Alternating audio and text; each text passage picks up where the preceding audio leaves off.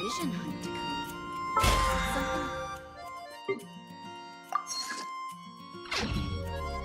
The vision hunt decree.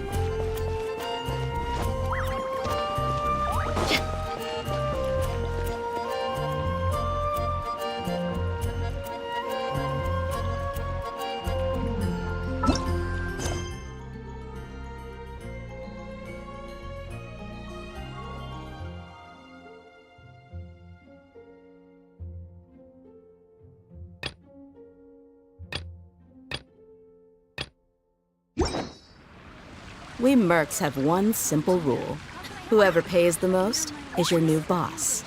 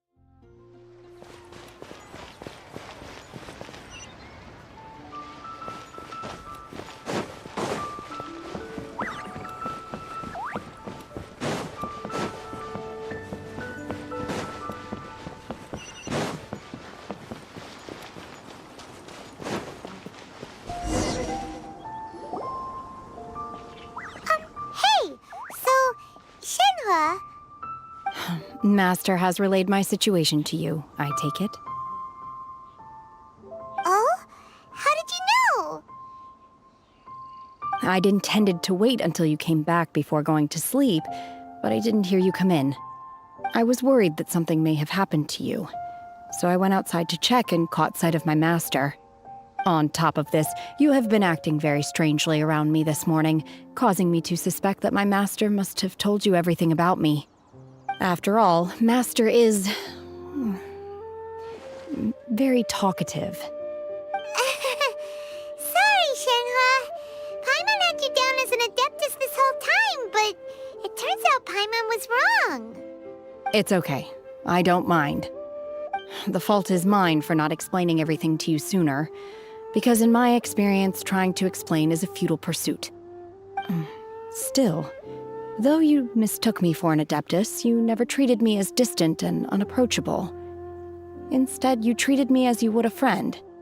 For this, I am very grateful indeed. To be fair, we've met our fair share of real adepti, too.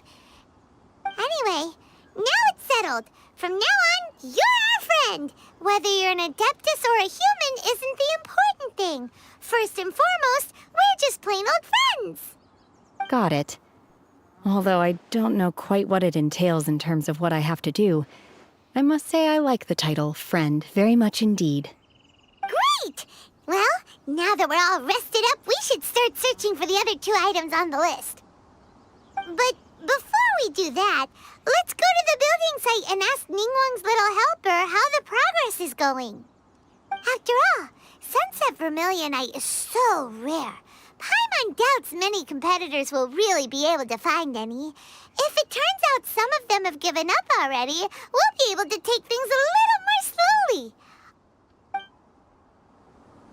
Oh, and another thing. We bought some grilled chicken drumsticks on the way back last night. There was a place just outside. Here's one for you, Shenhua. Try it!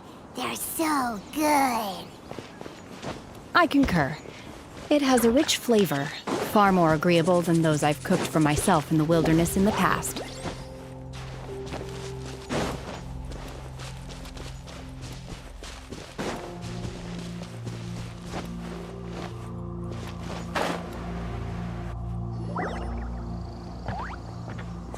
Look! The Jade Chamber is floating into the sky! But it seems to be tied down by something. That's because it's not finished. Hey, Bywin! And hey, Beto! And hey, person Paimon doesn't know? Given the enormous scale of the Jade Chamber, we split the construction work into 2 phases to make sure the structure remains balanced. Before we find some suitable plastrite, we build the Jade Chamber's keel at ground level. Once the plastrite is ready, we place it into the keel and let the partially constructed Jade Chamber rise up to the height of the surrounding mountain peaks. The remainder of the construction work is then carried out at that altitude. Once everything is ready, we release the iron tethers and allow the Jade Chamber to rise to its target altitude. Miss Bywin, we've brought some new materials to submit. One moment, I'll be right there. The construction work has only been able to progress this rapidly thanks to the plastrite provided by you. Lady Ningguang is most grateful and looks forward to seeing more of your work. Wow, can't believe you sourced the plastrite so quickly. It's the key piece of the puzzle. Looks like you beat us to the punch. Beto? You're joining the Jade Chamber contest too? Sure am. I happened to get my hands on a chunk of Sunset Vermilionite on a voyage a while back, so I figured I'd bring it over. Huh. So even though it's rare, we're not the only ones who managed to get a hold of it. Oh, I've got some introductions to do. This is the renowned Miss Yoon, or Yoonjin, probably the most famous figure in the Liyue opera scene. Greetings. These 2 are Paimon and the Traveler, both good buddies of mine. And this is... sorry, not sure we've met.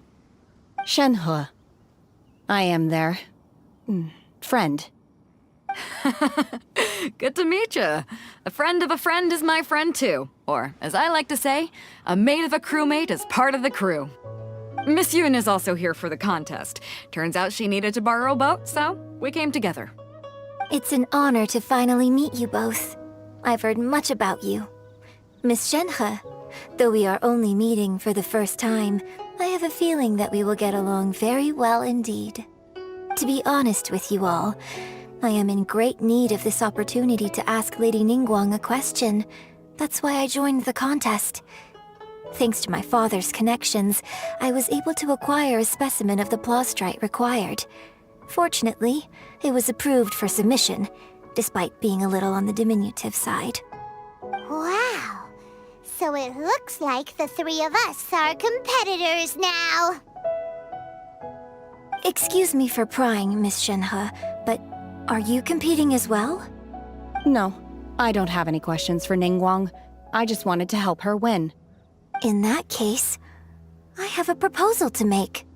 Lady Ningguang said that the first 3 contestants to procure all 3 materials will be awarded the chance to ask a question.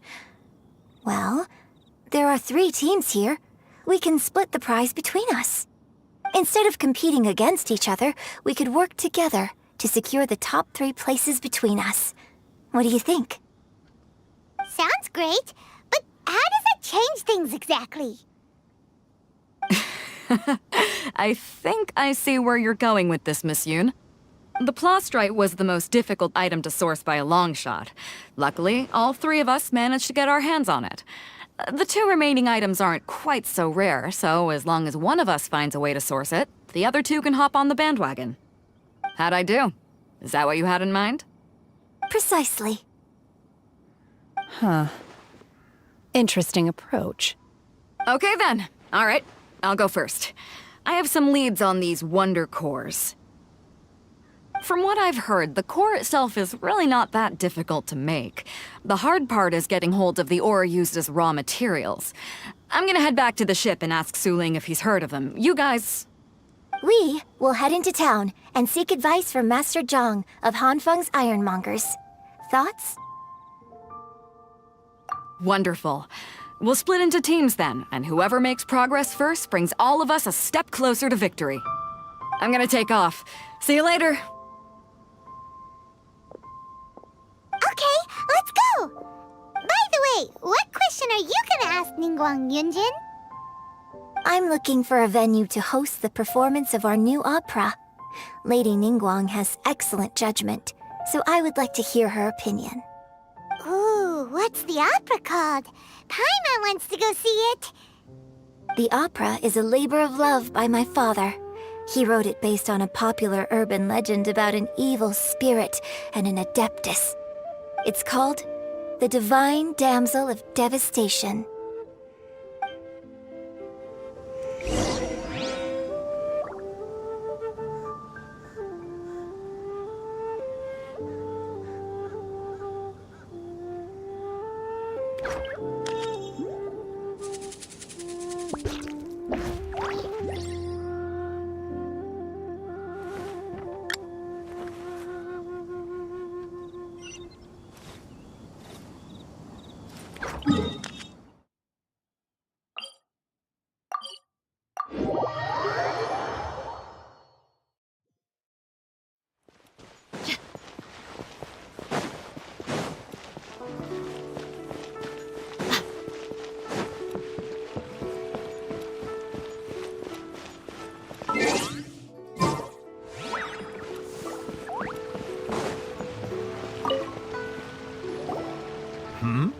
Ah, hello.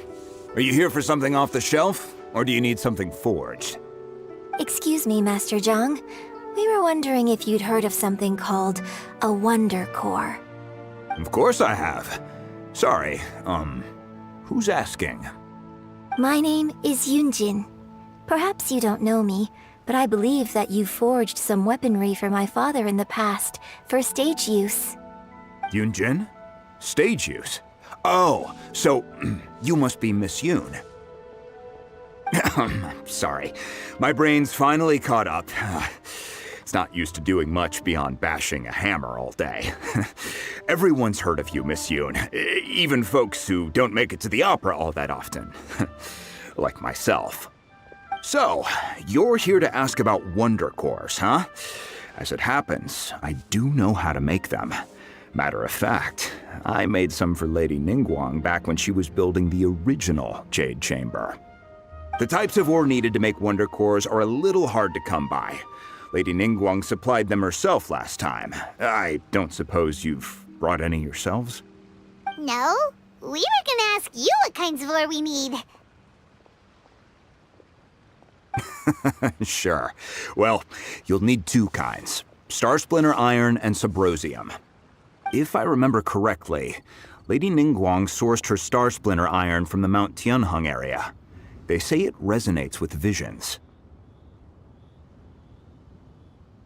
It could take some work, but if you stick with it, you'll find some eventually. As for the Subrosium, though, that's trickier. It's all but unheard of on the market.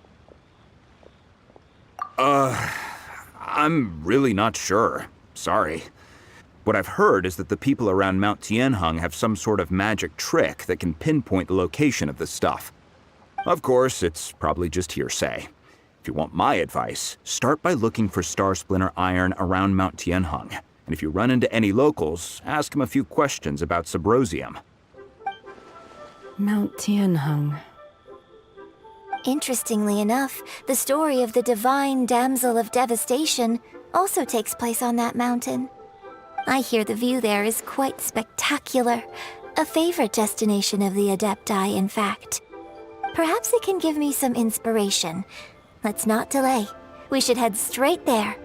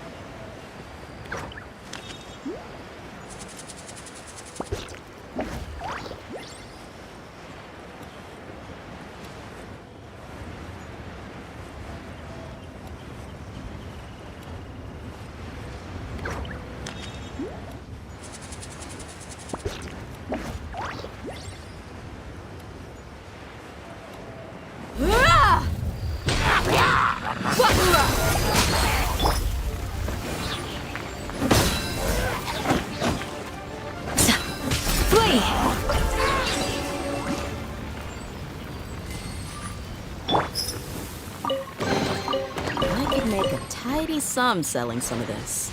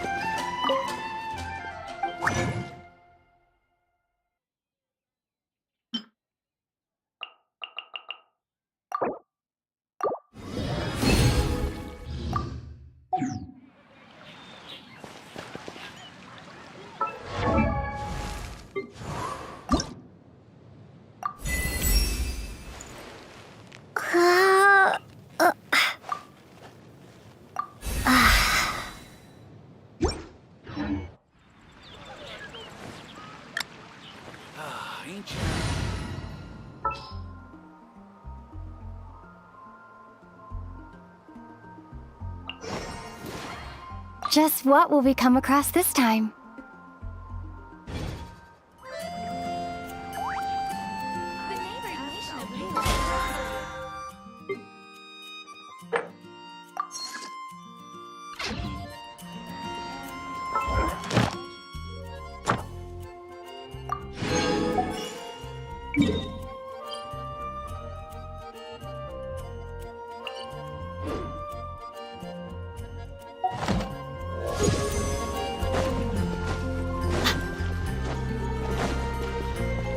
Ad Astra. Thank you for completing to Ad Astra Abyssos.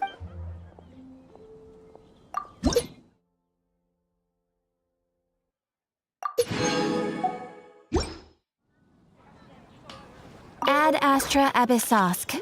Well.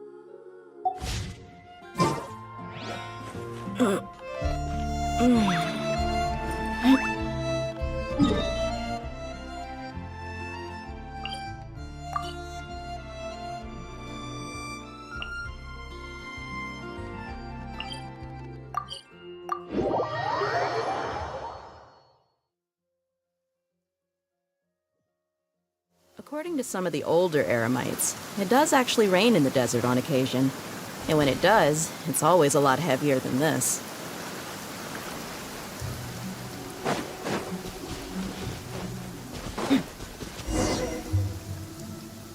I came to Mount Tianeng once with my father as a child. I remember it being such a long climb that I could barely feel my legs by the time we reached the top. This is quite a trip down memory lane for me. Look at these majestic, towering peaks and the gently flowing streams. It's like setting foot in paradise. No wonder the legend of the divine damsel of devastation is said to have taken place here. Adepti wander oft where mortals seldom stride. Indeed, this looks like a place that one might expect to be frequented by Adepti. The Divine Damsel of Devastation is your upcoming opera, right? And the story takes place in Mount Tianheng. Huh. Seems like you have a real connection with this place. What's the story about, though? It's the story of a girl becoming a hero. Cool. A hero story? They're Paimon's favorite! The legend first arose in this area. It is said that there used to be a prosperous village on the mountain. In that village, there was a loving couple who were completely devoted to one another. One day, a terrifying monster appeared. The wife was out collecting herbs and was captured by the monster. Her husband was so distraught at the news that it broke his spirit and drove him to madness. The vile and vicious monster told the villagers, "If you want to live, you must sacrifice a child to me." What a nasty piece of work! Paimon sure hopes this monster gets put in its place! But the monster was so terrible and so strong that all within the village were terrified of it. They had no choice but to give in to the monster's demand. Just while they were discussing whose child would be given over to the monster, a little girl suddenly stood up and came forward. No! Don't do it, little girl! Unbeknownst to anybody else, she was concealing an exorcist's blade. She approached the monster's lair, feigning fear and trepidation. When she finally arrived, she courageously drew her sword and entered into a fierce struggle with the monster, from which she eventually emerged as the victor. Her extraordinary abilities drew the attention of the Adepti, and they took her as one of their own. Her story became the stuff of legends. But alas, the paths of mortals and Adepti seldom cross, and she would never again re-enter the mortal world. And so, destined to grace the mortal realm for but a brief moment, she vanished like a wisp of smoke into thin air. I really like this story. But I personally think that perhaps the little girl was not as brave as the opera makes her out to be. I'm not sure she deserves all the praise she is given. I've never considered that before. Opera is always an interpretation of the events it purports to portray. A certain degree of deviation from the truth is always inevitable. When my father wrote the script for this play, I suppose his intention was to inspire his audience with the character of the Divine Damsel. I think it's a great story. The ideal story. Well, it sure inspired Paimon! Let's go get ourselves some Star Splinter Iron! Yeah!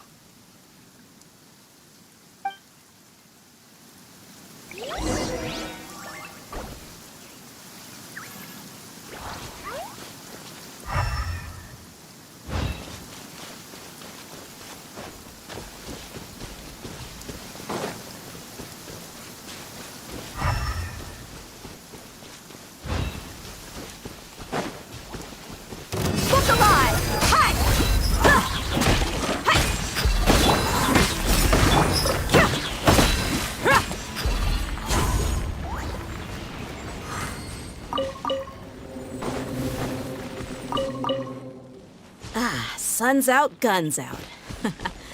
Just sucks that I got so much work to do.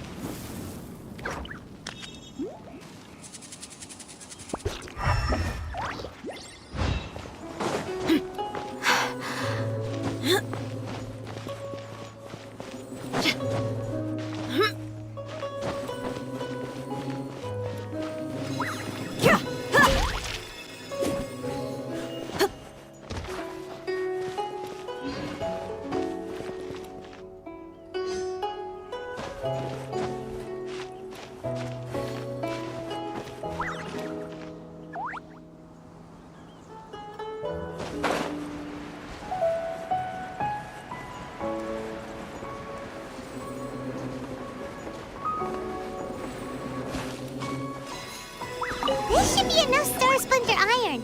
Now we just need to find that Subrosium. I think I saw a village on our way here. Master Zhang said we should ask the locals for help. Why don't we try there? Hey, there really is someone here. Yunjin, looks like you were right. Excuse us, sir. Can we ask you something? Huh. He didn't seem to catch that. Hello, sir. We were just passing by and wanted to ask if you happen to know anything about Subrosium. Is he trying to tell us to look for clues in the village? Well, whatever. Guess we're on our own here. Shenhua, Yunjin, let's have a look around. Sorry, you can go ahead without me. I'd like to have a word with this gentleman. If that's okay with you, Uncle Mingjin. It's... Shenhe. Shenhe. You're alive. The rumors were true.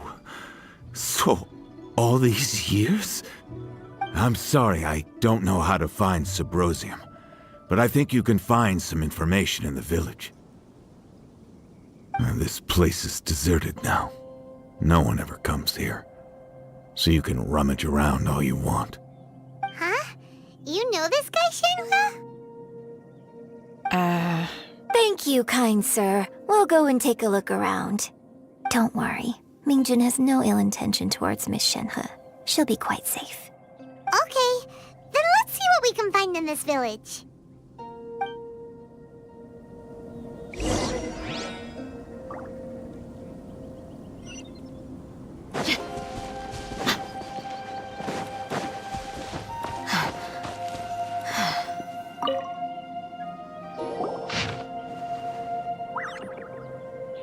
The remains of a god, an abandoned village, Mount Tianheng.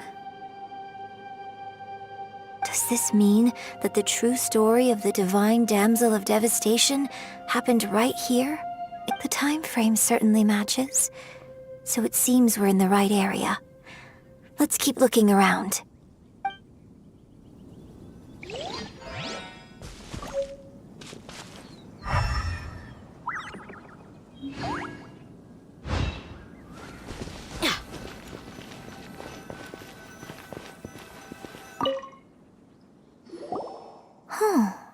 What's this?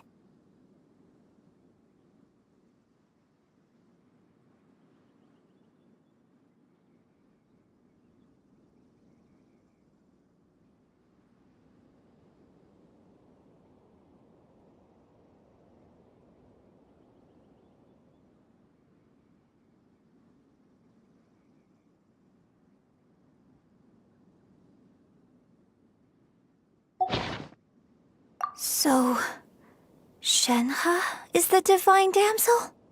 Now that I think about it, she does behave rather like an adeptus, And she is about the right age. So that's why I've been getting the strangest feeling whenever I chat with her. I should have noticed it earlier. According to this text, the divine damsel from the opera was actually the daughter of the loving couple. And she didn't volunteer. She was sacrificed to the monster by her own father. Oh, the truth is even more lamentable than the opera. Now I understand why Shenhe said the girl was not as brave as people think. It wasn't her choice to enter that ghastly situation. She was forced into it. Oh, it looks like my father may need to make a few revisions to his beloved opera. We've looked everywhere, but still no mention of Sabrosium. Let's have a look over there.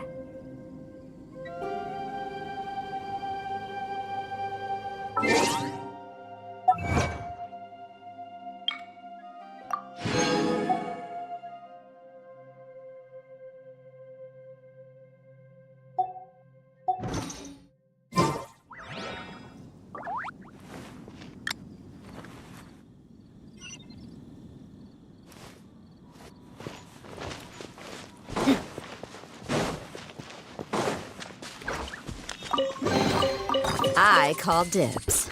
This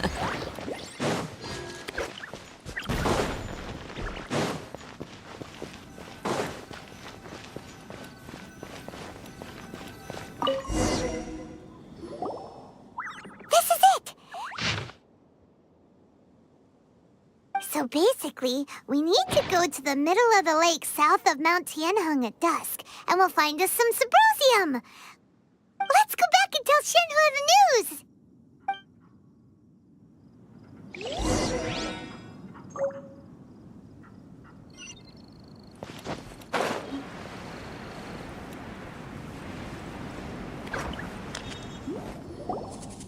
One year when I was back visiting, I heard a story about a white-haired adeptus from a merchant passing by. I never imagined it was you. I was a very close friend of your father's.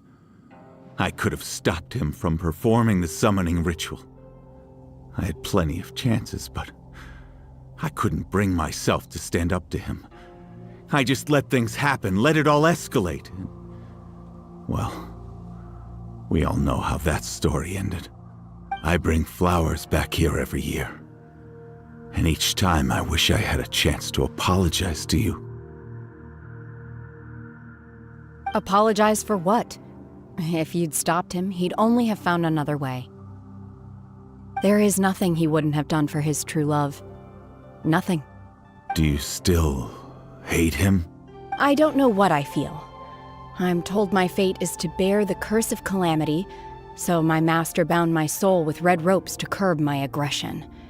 But it also dampened my emotions, making me dispassionate, like the Adepti. So if you ask me how I feel about the past, if I hate my father or not, the truth is, I feel nothing at all. It must have been so tough for you all these years. Shenhe, we're back! Oh, then I will leave you all in peace. Shenhe, it brings me some solace knowing that you are okay. I'll tell you more about the old times next time we meet. Thanks, mister. We found some info in the end.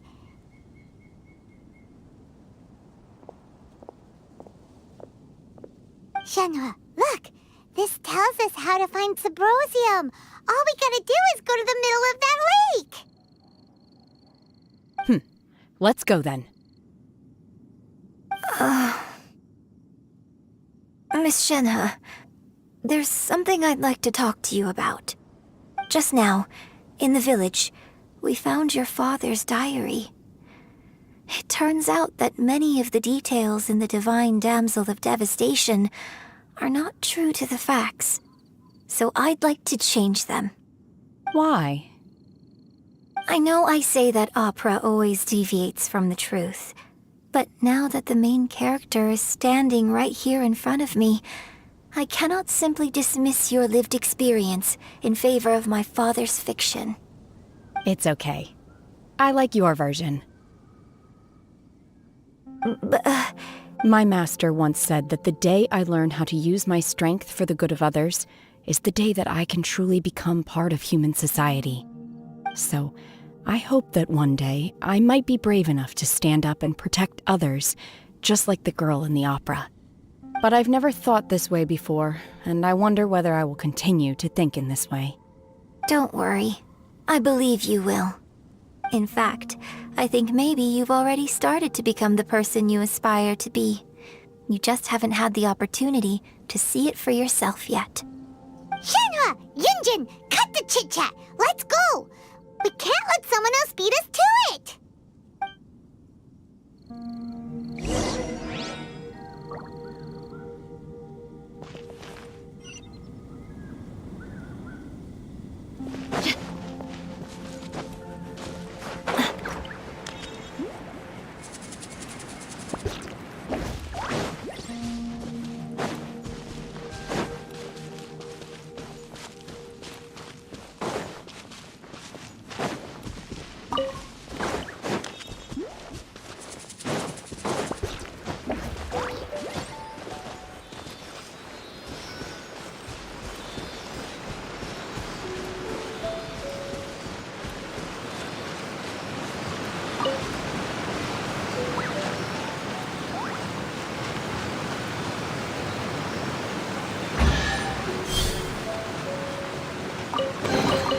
I could make a tidy sum selling some of this.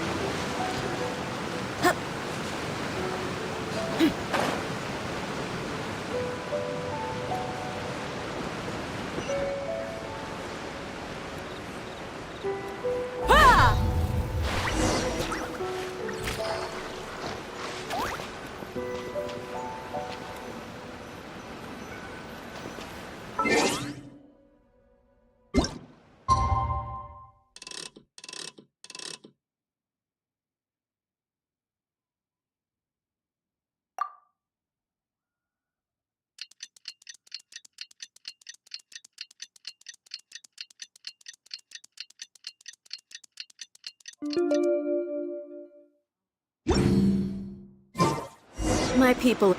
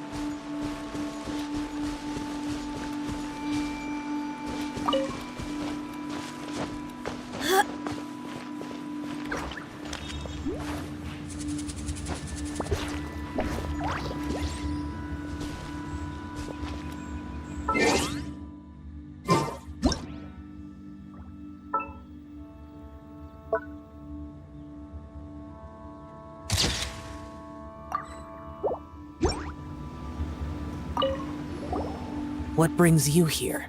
Have they found a solution to the danger in the sea? Ningguang didn't tell you. Something has happened in Guyan Stone Forest. According to the contract, but these things can be unpredictable. Only a single mountain lies between here and Liyue Harbor. If things get out of control, I will defend this place myself.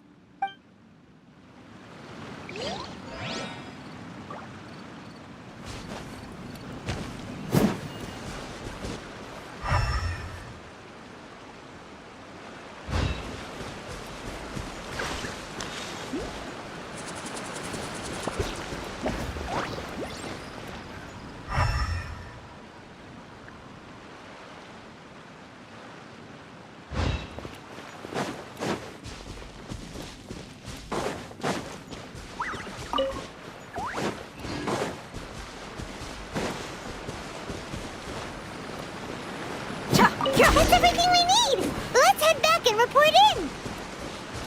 I'm was curious if Beto's made any progress.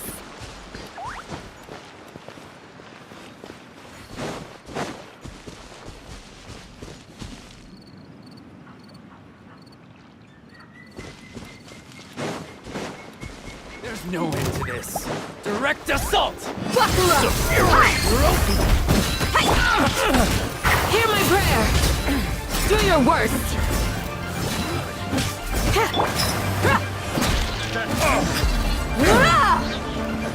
Gloves off!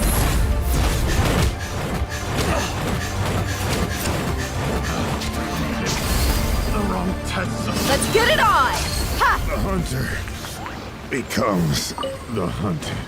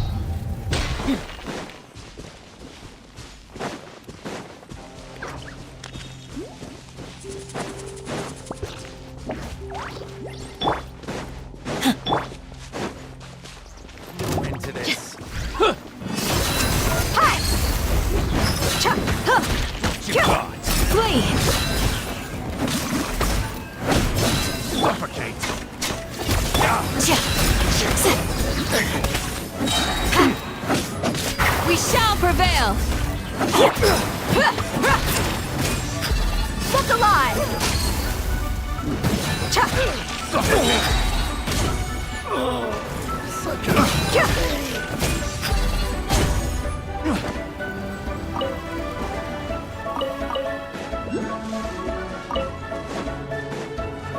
Suffocate! Buckle up!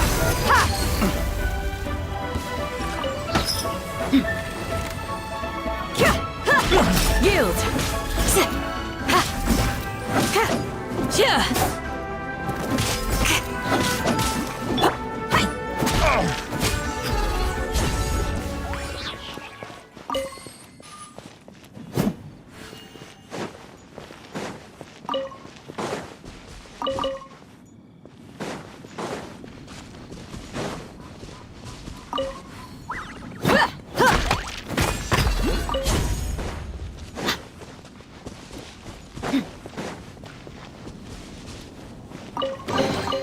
I call dibs.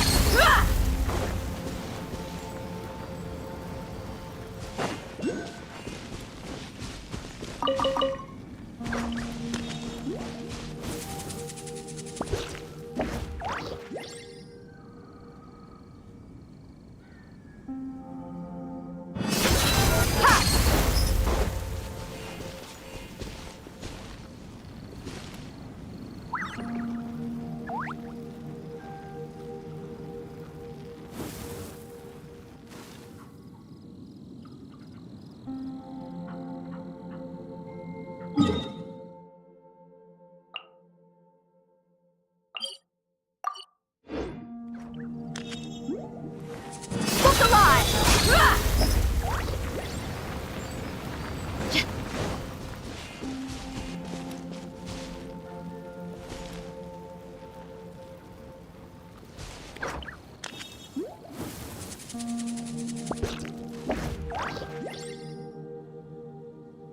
Let's get it on!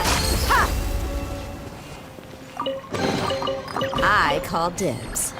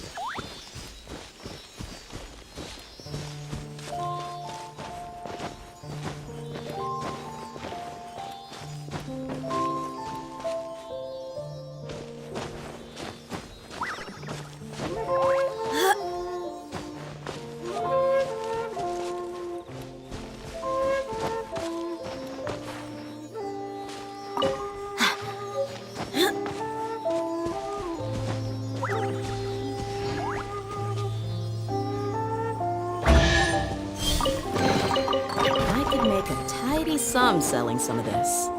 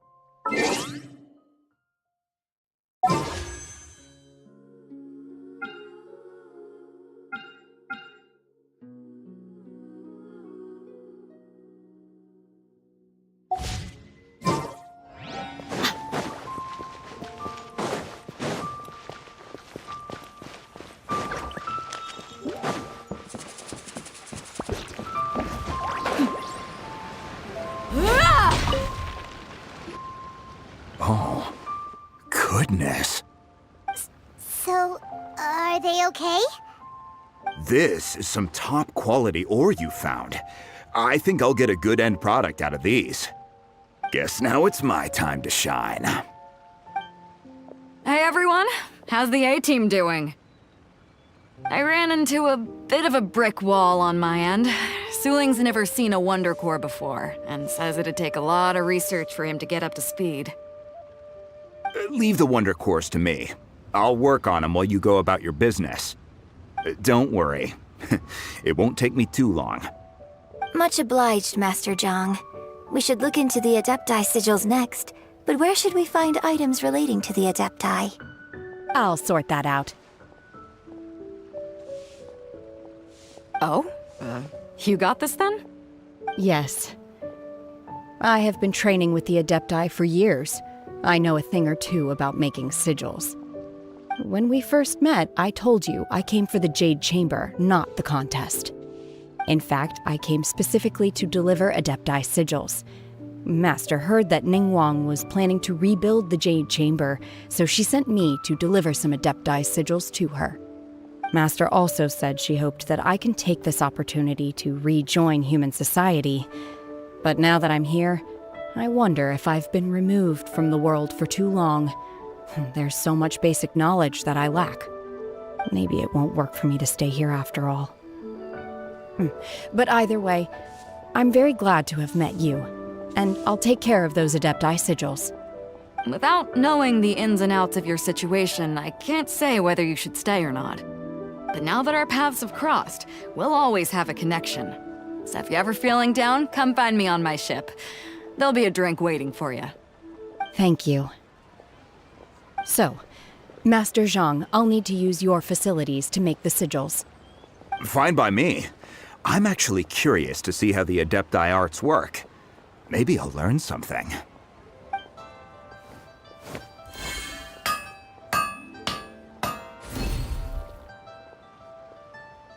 Whew. The sigils are ready. Though they are in some respects inferior to my master's, I can assure you there will be no quality issues. I've finished forging the things you asked for, too. Great! Let's go submit them before someone else gets there ahead of us.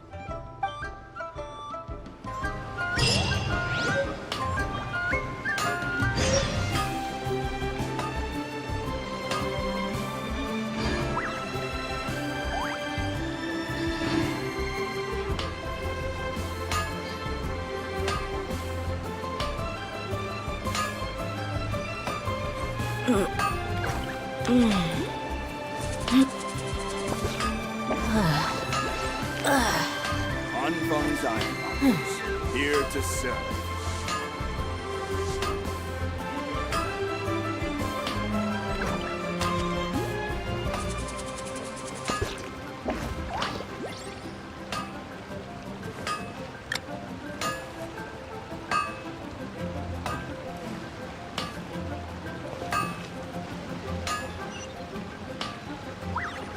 Unfun's Iron.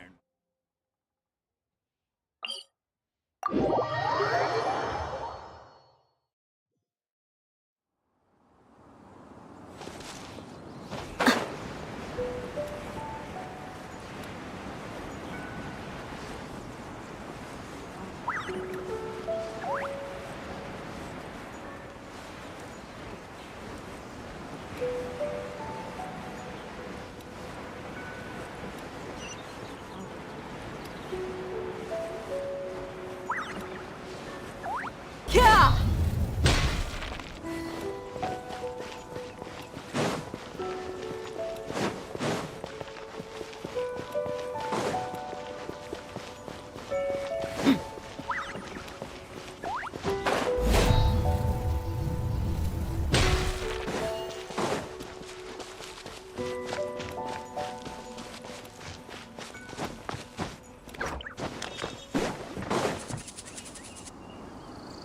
Ningguang's little secretary! We found all the materials! Oh, already? All three of you found them together. Okay, the Wonder Cores and Adepti sigils look good. It seems that we found our winners. I hereby announce that the winners of this material procurement contest are the Traveler, Yunjin, and Beidou. What? It's over already? I haven't even found the plus strike yet! I can't believe it. So close, but so far. I'd like to invite our three winners to please proceed to the Jade Chamber, where Lady Ningguang is waiting for you. Huh? Where's Beidou? She was right here! Captain Beidou has some business to attend to. She will join later. Please come with me for now.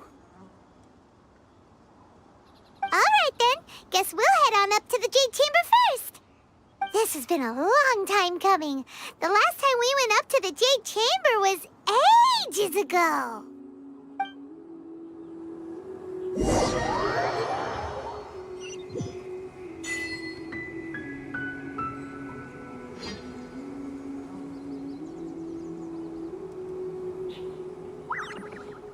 The desert's a tough adversary, but at least it doesn't hide anything. What you see is what you get, and whether you take on the challenge is entirely up to you.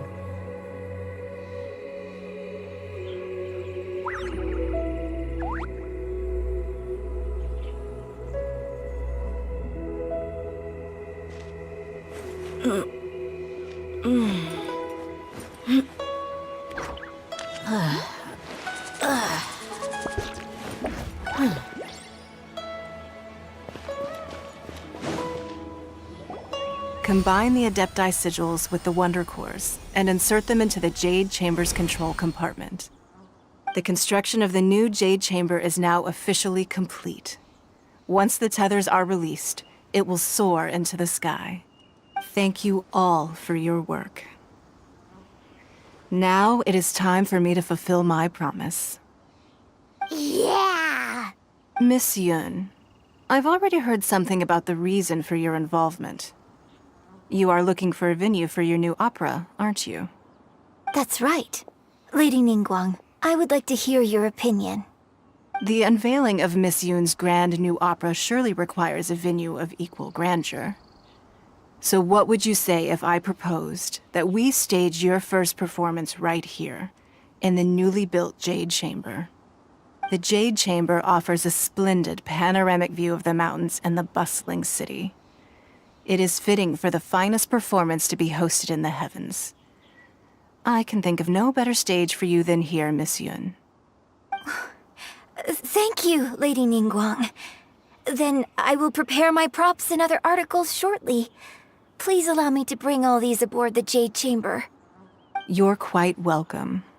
It's truly what a good opera deserves. A traveler, Shenhe, Paimon, I'll be leaving now. Do come and see my play when the time comes. You're next. What is your question? I should clarify. I do not know your brother's whereabouts. Please, don't waste your question on this matter. Wow, you're a mind reader, Ningguang. Oh well, guess Paimon will ask a question then. Managing a successful business is not as simple as you might think. Capital, connections, sensitivity to the trends, and instinct for what is a good opportunity. All of these traits are crucial. If you want to know how to make money, I will honor our agreement and give you an answer. But that is not to say that it will work for you. Wow, Paimon hadn't even asked the question yet. Your question was written all over your face. Now look, you helped me rebuild the Jade Chamber, and I intend to repay you handsomely for it. So I promise you that should you one day require financial assistance, you may seek employment here. I will pay you at the highest rate of remuneration. Oh, great! So next time we run out of Moro, we just need to come to Ningguang? No more questions from us. Shenhe, you got a question? Me? Yes, this is a group effort. Thank you. But I don't have anything to ask. Are you sure? This is a once-in-a-lifetime opportunity. I'd urge you not to squander it. Yeah, just don't waste it. Hold on a second. Paimon can probably think of another one. Lady Ningguang, do you think I can ever fit in Liyue Harbor? Now that is an interesting question. Liyue Harbor is very inclusive. As long as you respect the rules here, you will not be turned away. So, the key is whether or not you yourself can develop a sense of belonging in Liyue Harbor. Huh. A sense of belonging. Yes. To become fond of a place, to feel part of it, it always requires a reason. Perhaps someone you've met or something you've experienced here. Or perhaps you enjoy the atmosphere of Liyue and you will become accustomed to it. In short, everyone needs a reason to stay. I hope you can find yours soon. I see. Hey, what's going on? I just went to see the fleet a little later than expected. Come on, Beidou! It's your turn! Do you have a question for Ningguang? Me? Nah, I ain't got any questions. She forced me to help out, so I figured I may as well get involved with the contest. Ningguang, don't forget what we talked about. It's not gonna be easy to deal with. I don't think my fleet can take it on their own. Don't worry. I have made preparations. The wound dressings are ready, and the Millilith have set up an ambush. Glad to hear it. Watch your back. Stay alert. Beidou? Ningguang? What are you talking about? You'll see when the Jade Chamber ascends. However, it's not the most pleasant topic of conversation.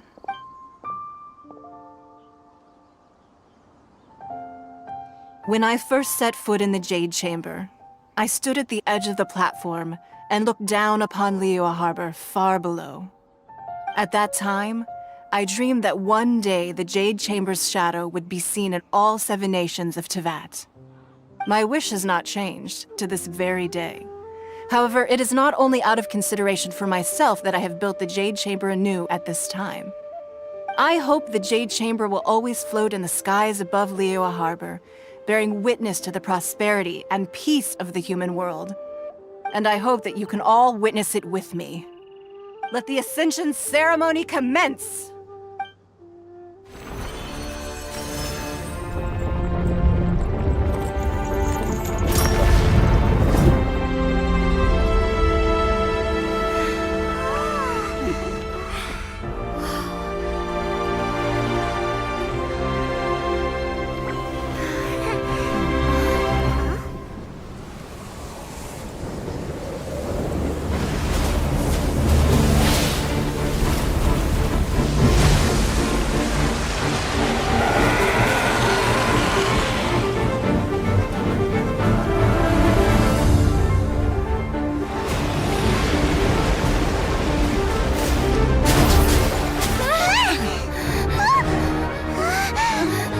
Right on cue.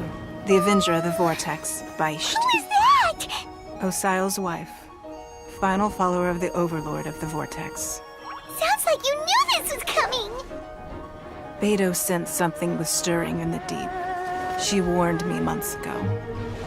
Knowing she harbors hatred toward the Jade Chamber, I chose to rebuild it now as a way of drawing her out. Got it. Well, let's go fetch the Adepta. No. Huh? In this human age, the people of Liyue must find a way to overcome this crisis on our strength alone!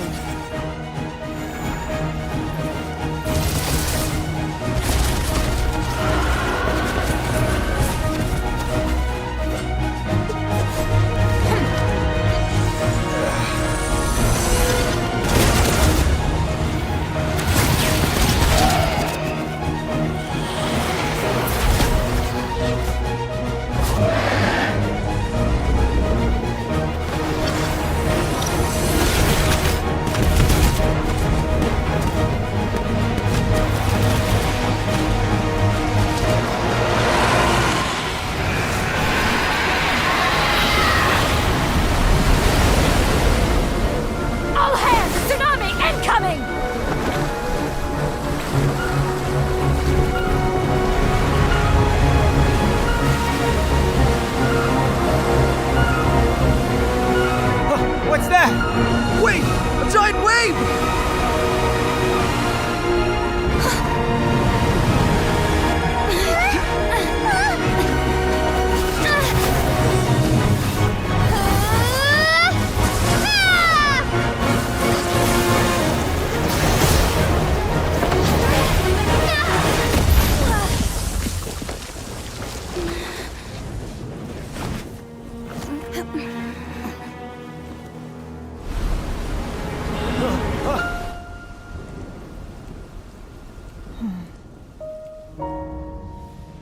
You are a cursed child.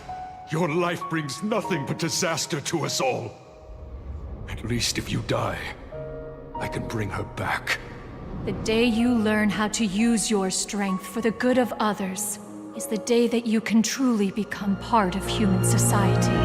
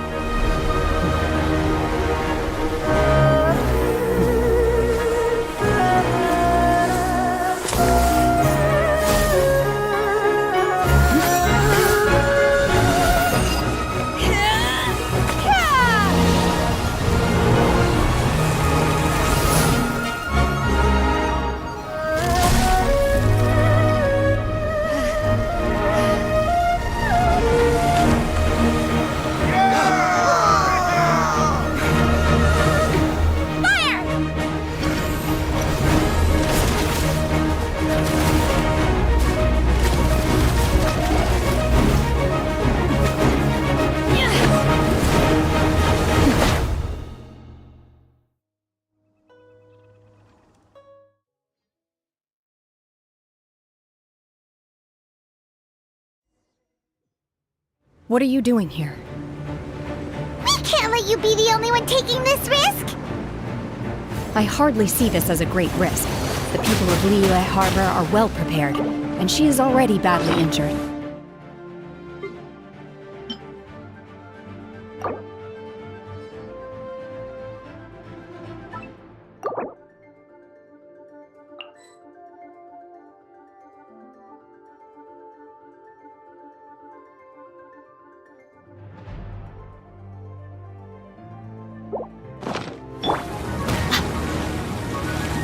I may be nearing the end of my stamina, but in a fight to the death, I think I have the upper hand. We're out too!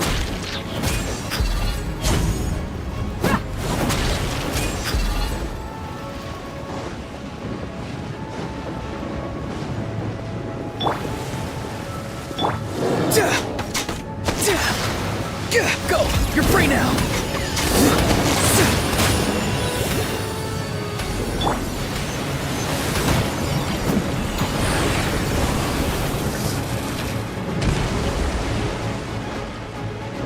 You asked for it!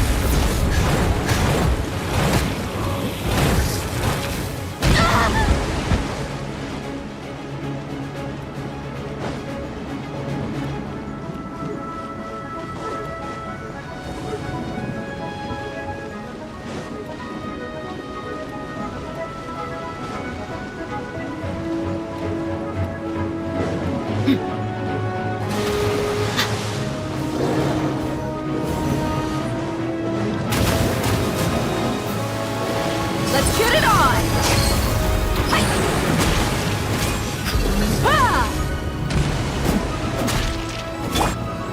Flee!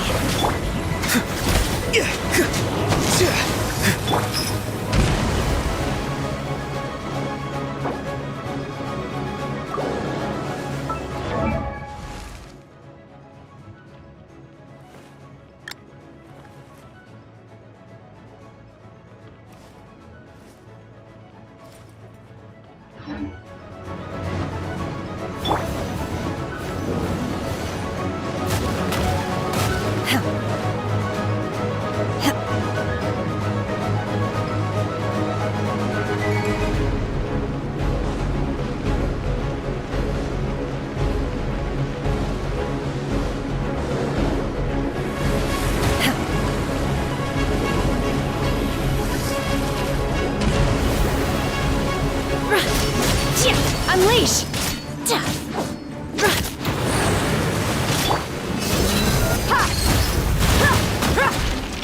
Not too far now. Be free.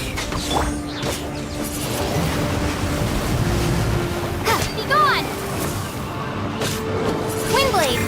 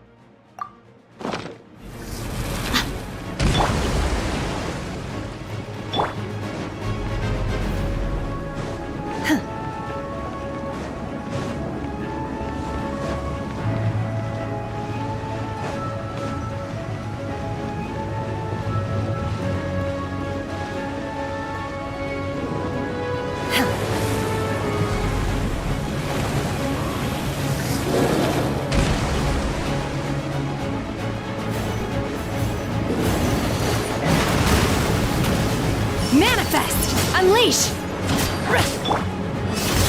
Hi! Cha!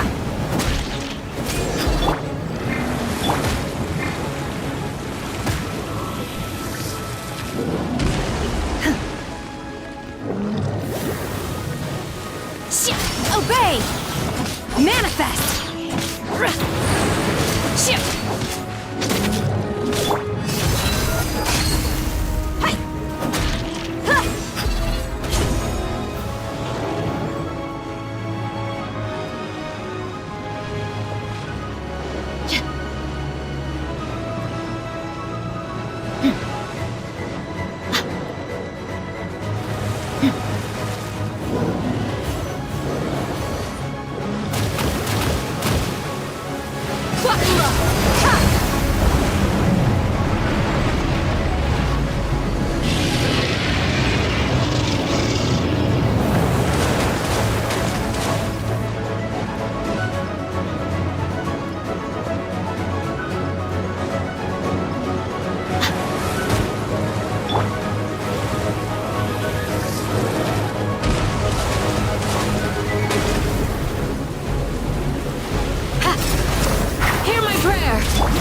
Let's get it on! Hi!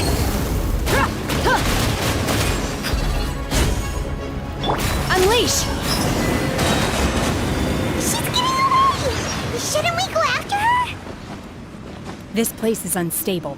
It is too risky to continue pursuing her. If the place collapsed, the consequences would be disastrous. Let's head back.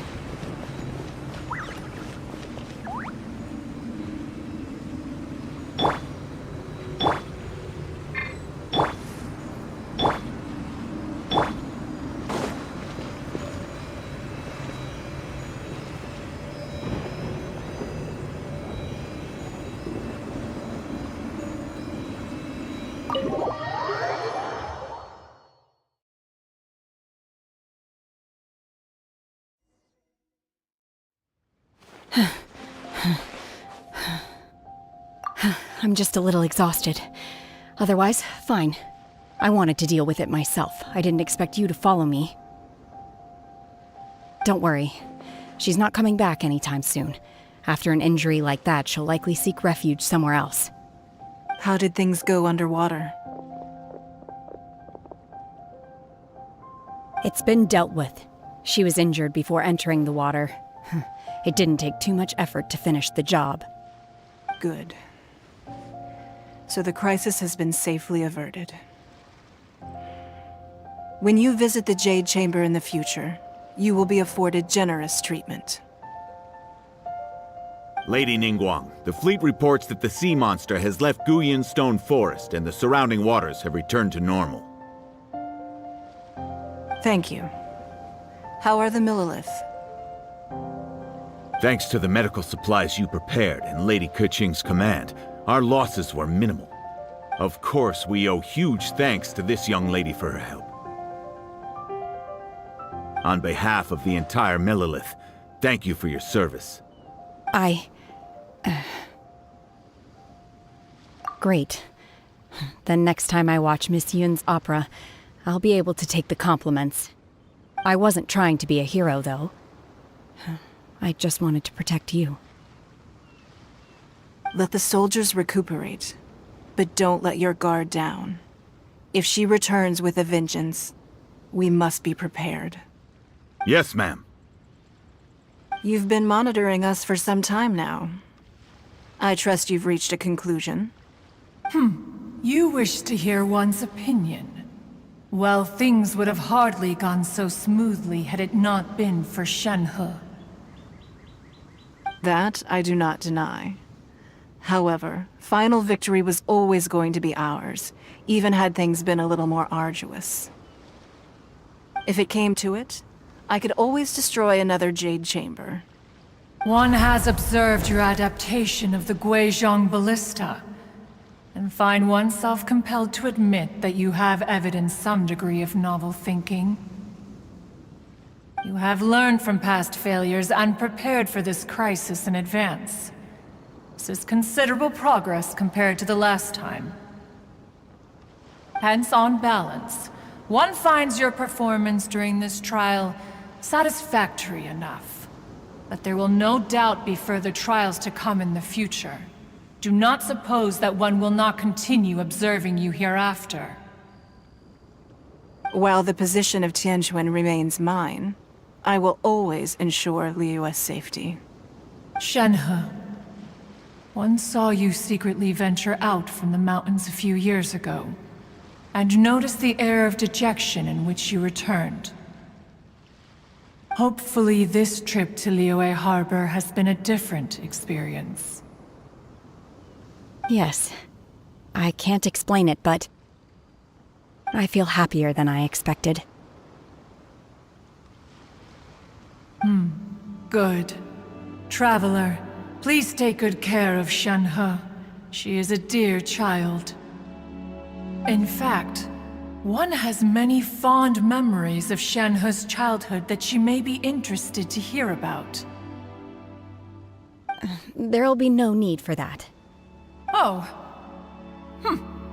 They are all like this. Fine. Since you care not to listen, one shan't be telling you. One shall be going homeward now. Please, have a good rest. Come to the Jade Chamber when you have recovered your energy. We must celebrate both the completion of the Jade Chamber and the fact that Liyue has weathered another crisis.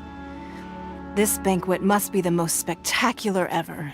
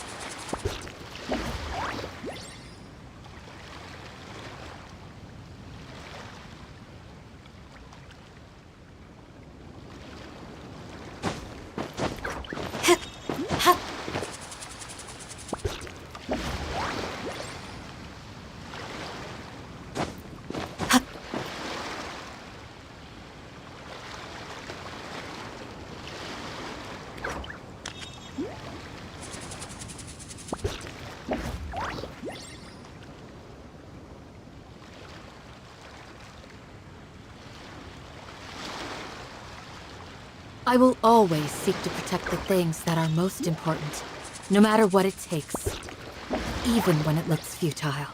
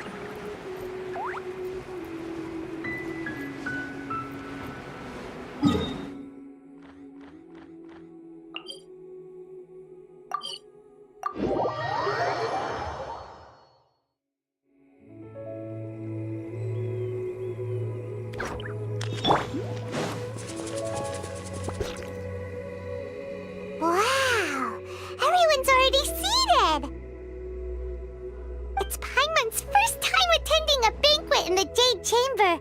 The food here looks amazing. All of you here are my distinguished guests. I am determined that each of you thoroughly enjoys yourself.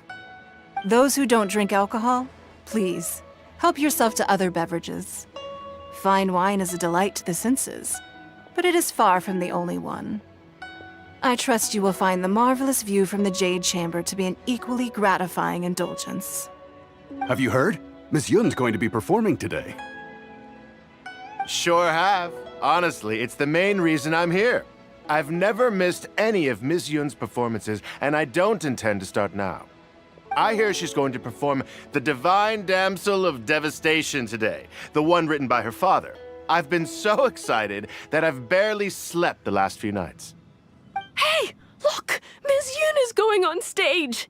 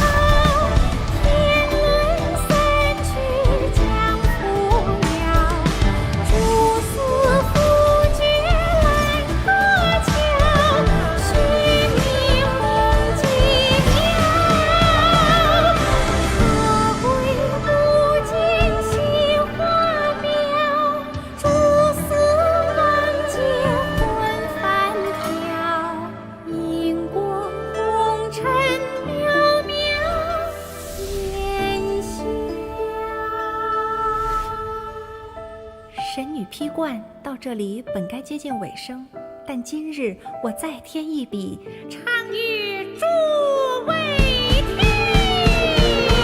知道为敌人不是，自有知音多情思。功名烈烈见了心，只知不操心。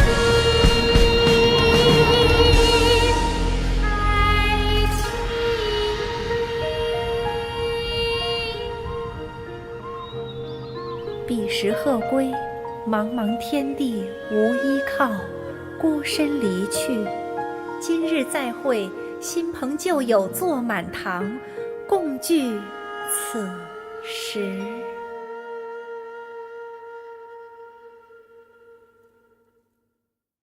What did you think? Personally, I thought I sang rather well. It was beautiful. Paimon wants to learn too. It was wonderful. Also, thank you. You're welcome. Thanks to you, the Divine Damsel of Devastation is a more nuanced tale than ever. The play has an ending, but life goes on. I believe you will find a way to fit in Liyue Harbor. Thank you. I think I've found the opportunity I needed to change. Ms. Yun, here you are. Great to see you. Huh? Hey, this young lady with the white hair looks like some kind of VIP. Yeah, that's it, like an adeptus. Wait, you're the girl from the opera, aren't you? The Divine Damsel herself. And look who else we have here, the illustrious traveler. Well, I'll be This was definitely worth showing up for. Let me pull up a chair, all right? We'll all have a friendly chat, get better acquainted. Alternatively, you could leave us alone. That is, if you'd prefer to finish your drink via the orifice of your own choice. Uh-oh, this feels all too familiar. Shenhe's back to her old self again. Hey, what are you doing? Calm down, Shenhe.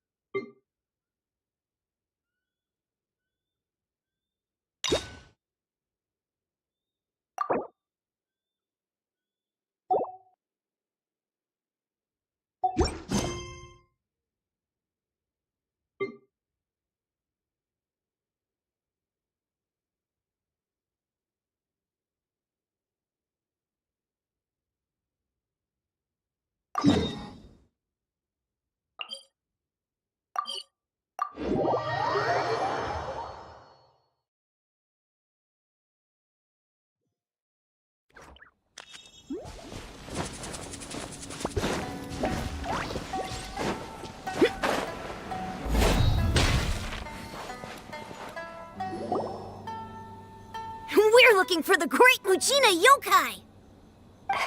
Do you know where it lives? Great Mujina Yokai? What's that? Huh? You've never heard of it? It's a sneaky monster that goes around playing tricks on people. It's got magic powers and can even shapeshift into anything it wants. One time, the Great Mujina Yokai stole some rice from our house. And this other time, it pushed my dad into the river. Sounds like a very naughty little monster. 'Cause we finally found out how to chase it away. My dad said that the Great Mujina Yokai likes to play tricks on people who stay out all the time and don't come home when they're supposed to. So all we need to do is chase it away. Then we can come out and play whenever we want. This monster sounds scary, though. Aren't you guys afraid? Surely your parents must be worried about you. Oh, not really. I told my dad that I was gonna find the Great Mujina Yokai with some friends, and he didn't even say anything. So we think it must be weak right now. It's probably hiding away so it can rest. Yeah, so As long as we get home before it gets its strength back, we'll be safe. Something sounds very strange about all this. Yeah, Paimon feels like the Great Mujina Yokai is one of those storybook monsters that doesn't exist in the real world. We should tell them so they don't waste all their time looking for it. Oh, children, listen up. There's no need to go looking for the Great Mujina Yokai, alright? Because it isn't real. Huh? No way. That's impossible! Your folks are just worried about you is all. They don't want you wandering too far from home because it's too dangerous. That's not true. The Great Mujina Yokai is definitely real. Yeah! Yoimiya's even making some weapons for us. And then she's gonna show us how to blow it up! Yoimiya, huh? Wait, as in fireworks prison break, Yoimiya? We told her all about the Great Mujina Yokai. She said we shouldn't be scared of it. We should learn how to chase it away instead. We've been waiting for ages now. And finally, Yoimiya said that today's the day! Yoimiya plays with us and tells us stories all the time. She wouldn't tell a lie. But... Come on, let's get out of here and go find Yoimiya. Wait, hold on, don't go! They didn't seem to take that very well. Who knows what Yoimiya's got to do with this? Let's follow the kids and see what's going on.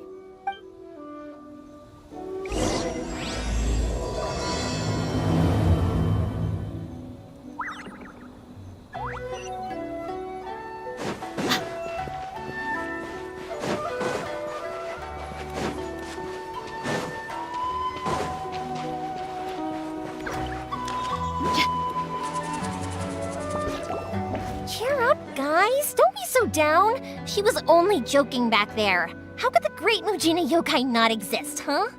But we've never seen it for ourselves. That's because the Great Mujina Yokai is extra powerful. And that's exactly why I need your help, isn't it? It's okay. Don't be discouraged. Hey, remember, if you want to be a hero, you gotta have patience. And wisdom, too. Even if you can't find it right now, it'll definitely show up before the fireworks show starts. So, remember to come and pick up your weapons from me before then, okay? No matter how powerful the Great Mujina Yokai might be, it's no match for my specially made fireworks. It's up to you guys to protect your homes, your crops, and your folks. Got it! Thanks, Miss Yoimiya. We'll try and be more patient. Oh, yeah, hold up a sec. I have a few slips of paper for you guys, one each. Remember to give it to your parents and tell them to keep it safe. Just tell them it's from Yoimiya. They'll know what it's about. Okay, thank you, Yoimiya. We're gonna go back now. Oh, thanks, Yoimiya. Come play with us soon. Sure thing, will do. Take care on the way back, and I'll see you later.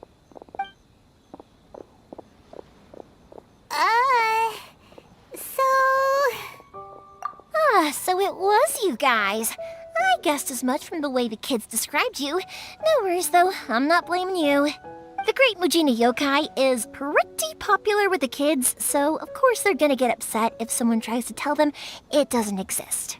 Okay, but it definitely doesn't exist. Yeah, the first time I heard about it, I knew straight away that it was probably something the parents had come up with to stop the kids from running off all the time. But when the kids asked me about it, I didn't want to break it to them. I just told them that it looks cute and likes to play pranks and doesn't hurt people. So, I guess now the kids' impression of the Great Mujina Yokai is mostly influenced by me. Huh. So in a way, this monster is all a product of your creativity? Maybe so. In any case, I'm not gonna be the one who exposes it. Sure, it's likely that the parents just wanted to stop the kids from staying out all the time, but they could have easily had other reasons too. If I just go ahead and tell them that the Great Mujina Yokai doesn't exist without knowing the full story, then who knows? I might be doing more harm than good. Besides, they're just kids. They should be allowed to believe it if it makes them happy. That's more important to them than questioning what's real and what isn't. Heck, I entertain my fair share of fantasies too. The fire diamond that spins around and shoots out lights that are all the colors of the rainbow. Ooh, the mist spirits that live far off in the mountains and guide you to fairyland if you can find them. I know that they don't really exist, but I still enjoy believing in them.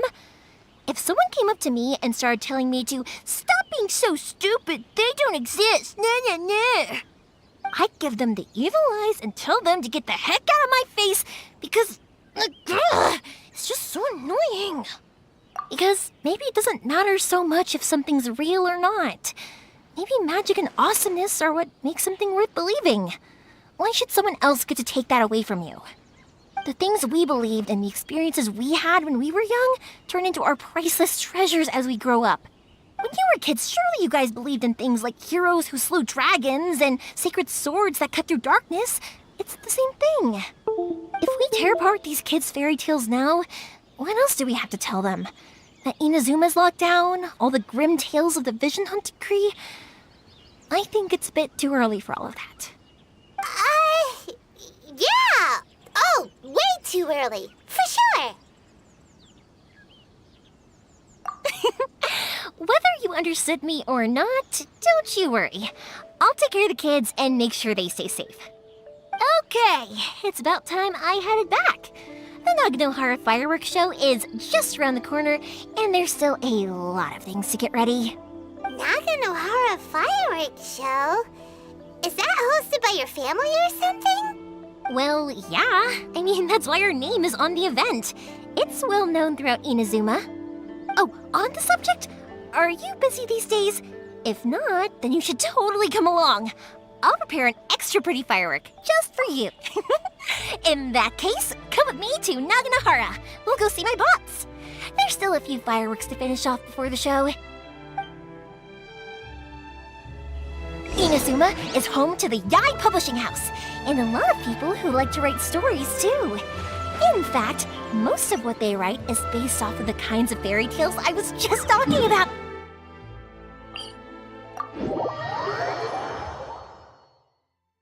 A load of them have...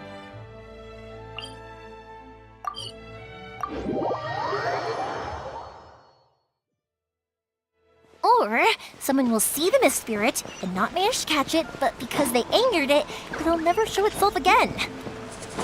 The hero who slays the dragon becomes the next dragon. The sacred sword that once fought the darkness now becomes a doomsday weapon.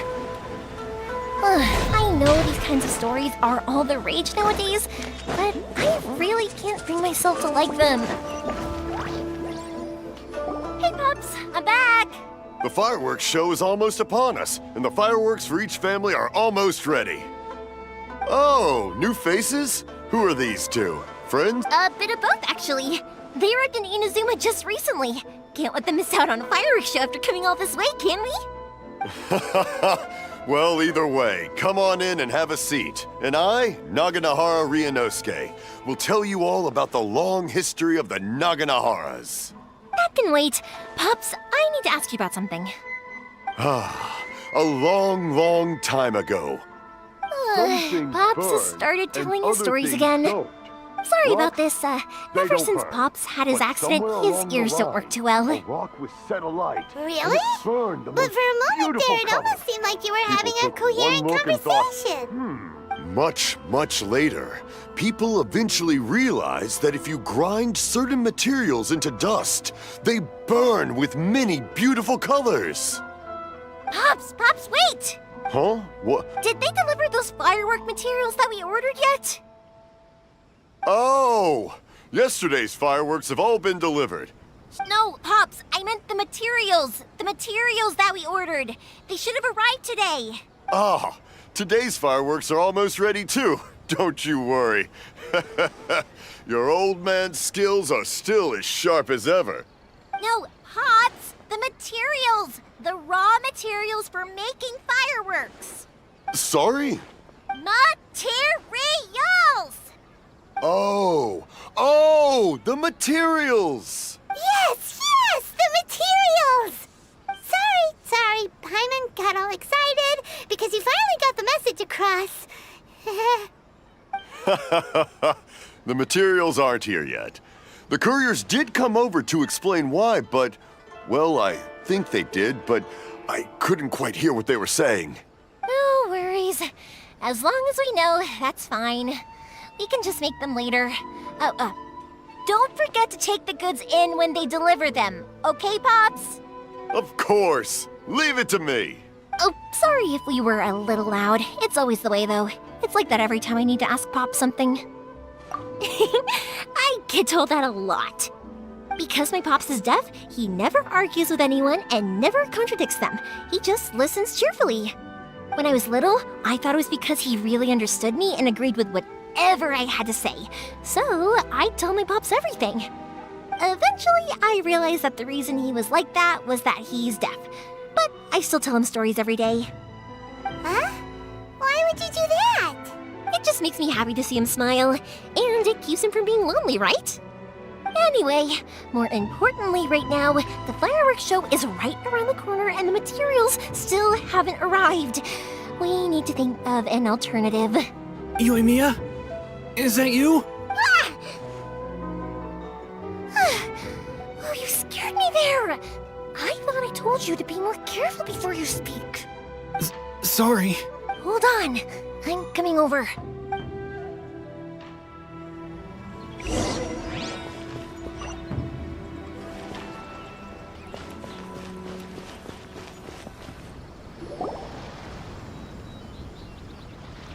No one's looking. Okay, you can come out now. Come around the side. We're lucky that no one from the Tenryo Commission was around. Otherwise, we'd all be in big trouble. Sorry, I guess I was a little rash, but when I heard you come back, I just... Don't worry, Sakujiro. So far, at least, everything is going according to plan. We're going to look for firework materials shortly. While we're out, we'll sort out the boat situation for you, as promised. Thank you for all your help. He's one of our old customers. He came back to Inazuma from the outside world not long ago. While he was smuggling himself in, the Tenryo Commission found him and put out a warrant for his arrest. An arrest warrant? Shh! Keep it down! If Sakujiro was caught, there's no knowing what crimes they could charge him with. All we can do is find him a boat and send him out of Inazuma again.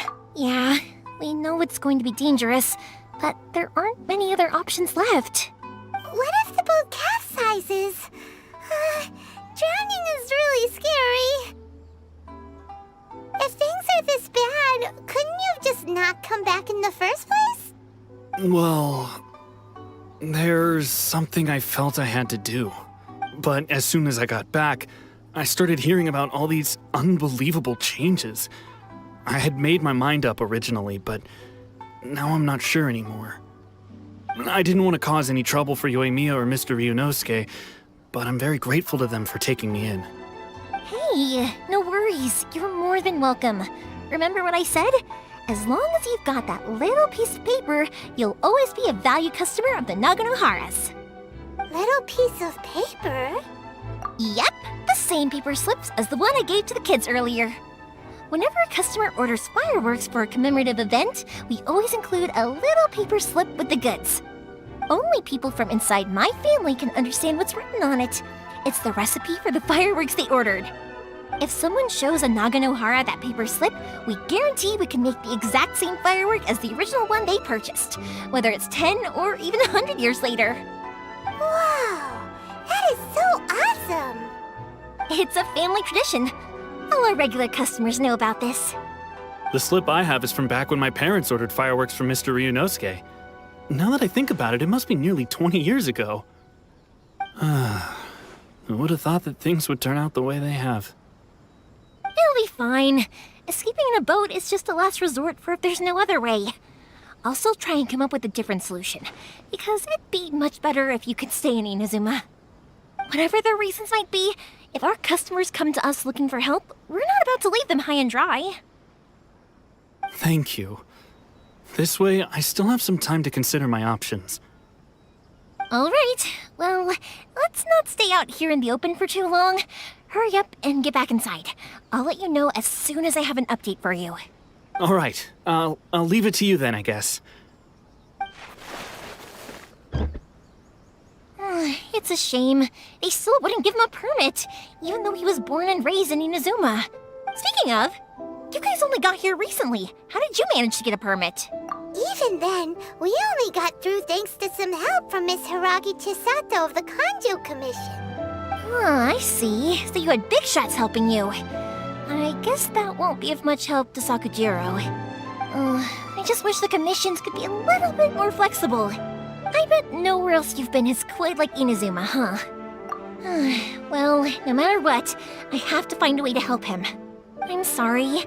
I invited you to come watch the fireworks, but now I have to run a few errands. You don't have to join me if you don't want to. I can go sort out the firework materials in the boat by myself, and then you can come meet me back at the house later. Oh, cool!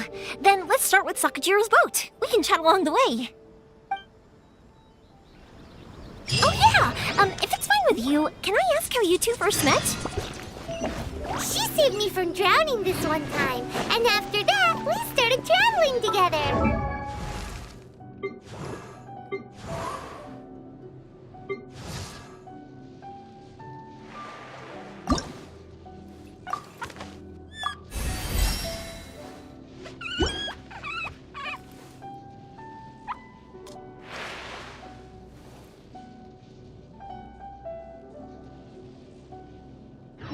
We mercs have one simple rule. Whoever— Nothing. I'm just quite envious of your relationship. If my pops had a person like you around, his being deaf wouldn't hold things up all the time. Why do you look so excited? Koichi, I'm here! How is the boat coming along? Yeah, it's, all right, I guess. I was questioned, though. Wait, should we really be talking about this in front of them? Oh, don't worry, they're my friends. You can trust them. They came with me to check up on the boat. Yeah, you could say we're all in the same boat here.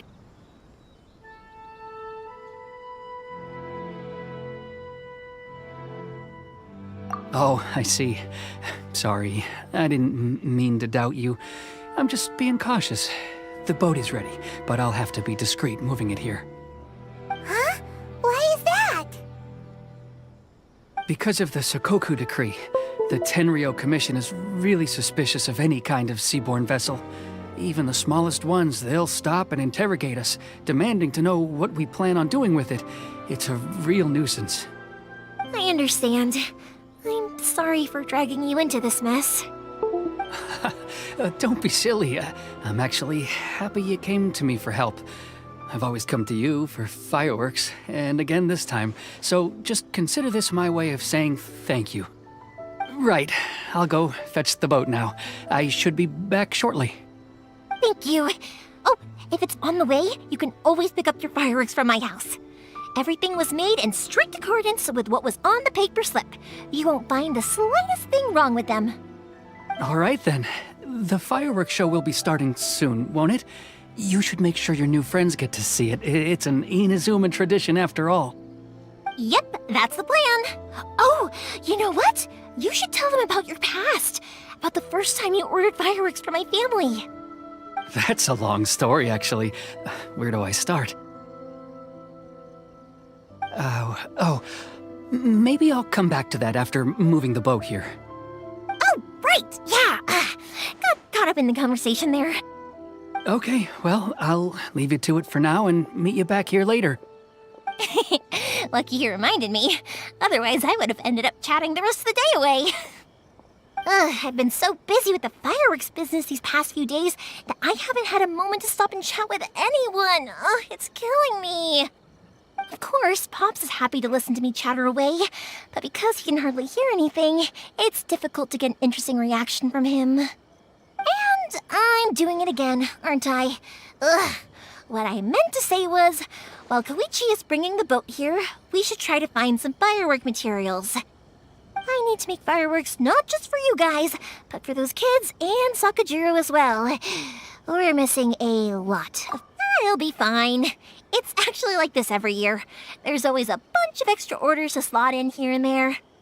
When people want fireworks, it's always because they have something to commemorate. And if they miss the chance, they might never get another one. So, no matter how busy I am, I'm always happy to take their orders. So, what you're trying to say is that you enjoy the work? Oh, I do! I really do! Being born into a family of fireworks makers, I feel like since I was a kid, I've been obsessed with watching things go boom! And then seeing all the lights and colors and... But what I really wanted to say was, don't worry about me. Sorry. It's just that good conversation can be as fleeting as fireworks sometimes, you know? So, when I'm in the mood and I've got a lot to say, I just have to get all out there in one go and leave no regrets. Let's head to the city. I think I'll try my luck with some people that I know. Question! Doesn't it hurt your voice talking all the time? It can get uncomfortable, I guess, but what else would I be using my voice for? Huh, you kinda have a point.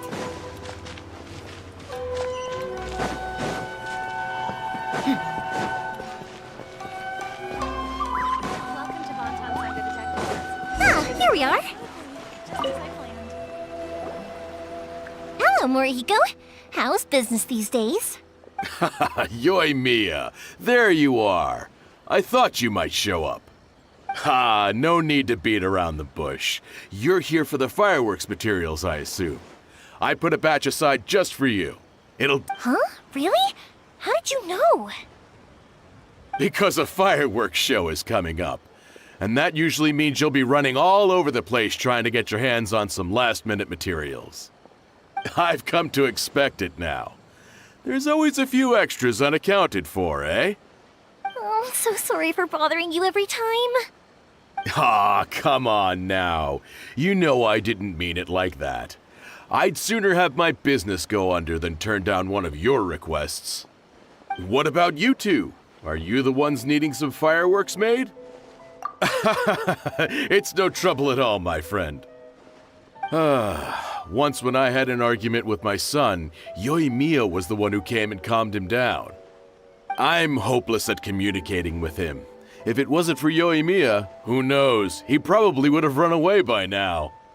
Nah, he was never gonna come to that. He's a sensitive kid and he cares a lot about your feelings. It's just, he doesn't know how to express it. Maybe if you turn that frown upside down once in a while, he might feel more at ease. Yeah, I guess I'm probably too serious around him. Which is strange, because I don't think I'm anything like that when I'm talking with other people. Don't worry about it. No one's perfect. If you have any more trouble in the future, just come to me. Even if it's not fireworks related, I'll happily oblige. Customers come first. Always. All right then. Everyone's always saying what a good kid you are. Your father must be very proud of you. Go ahead and take the ore, by the way. It's on the house. Oh, no you don't! That's out of the question! Don't worry. Just take it as a token of my gratitude. Gratitude won't pay your bills, though. Don't do this to me. Can't we just play by normal business rules here? I already said it's fine. Please, just take it. Well, how about this then? I'll record this in my notebook, and we can consider it a down payment against any fireworks you want to purchase in the future. There's no convincing you, is there? All right then, if you insist. Pass on my regards to your dad. Tell him Morihiko wishes him health and happiness. Will do. You look after yourself as well. Don't push yourself too hard. You don't want to make yourself ill again. Everyone seems to really like you, Yoi Mia. Well, for one thing, if you want to commemorate something, naturally you're gonna want something loud, bright, and beautiful. But I think more importantly than that, everyone trusts us. If it wasn't for our customers, we wouldn't be able to stay in business. Anyway, we've gotten all the materials we need now, so that solves that problem. Next, we just need to go find someone to process them.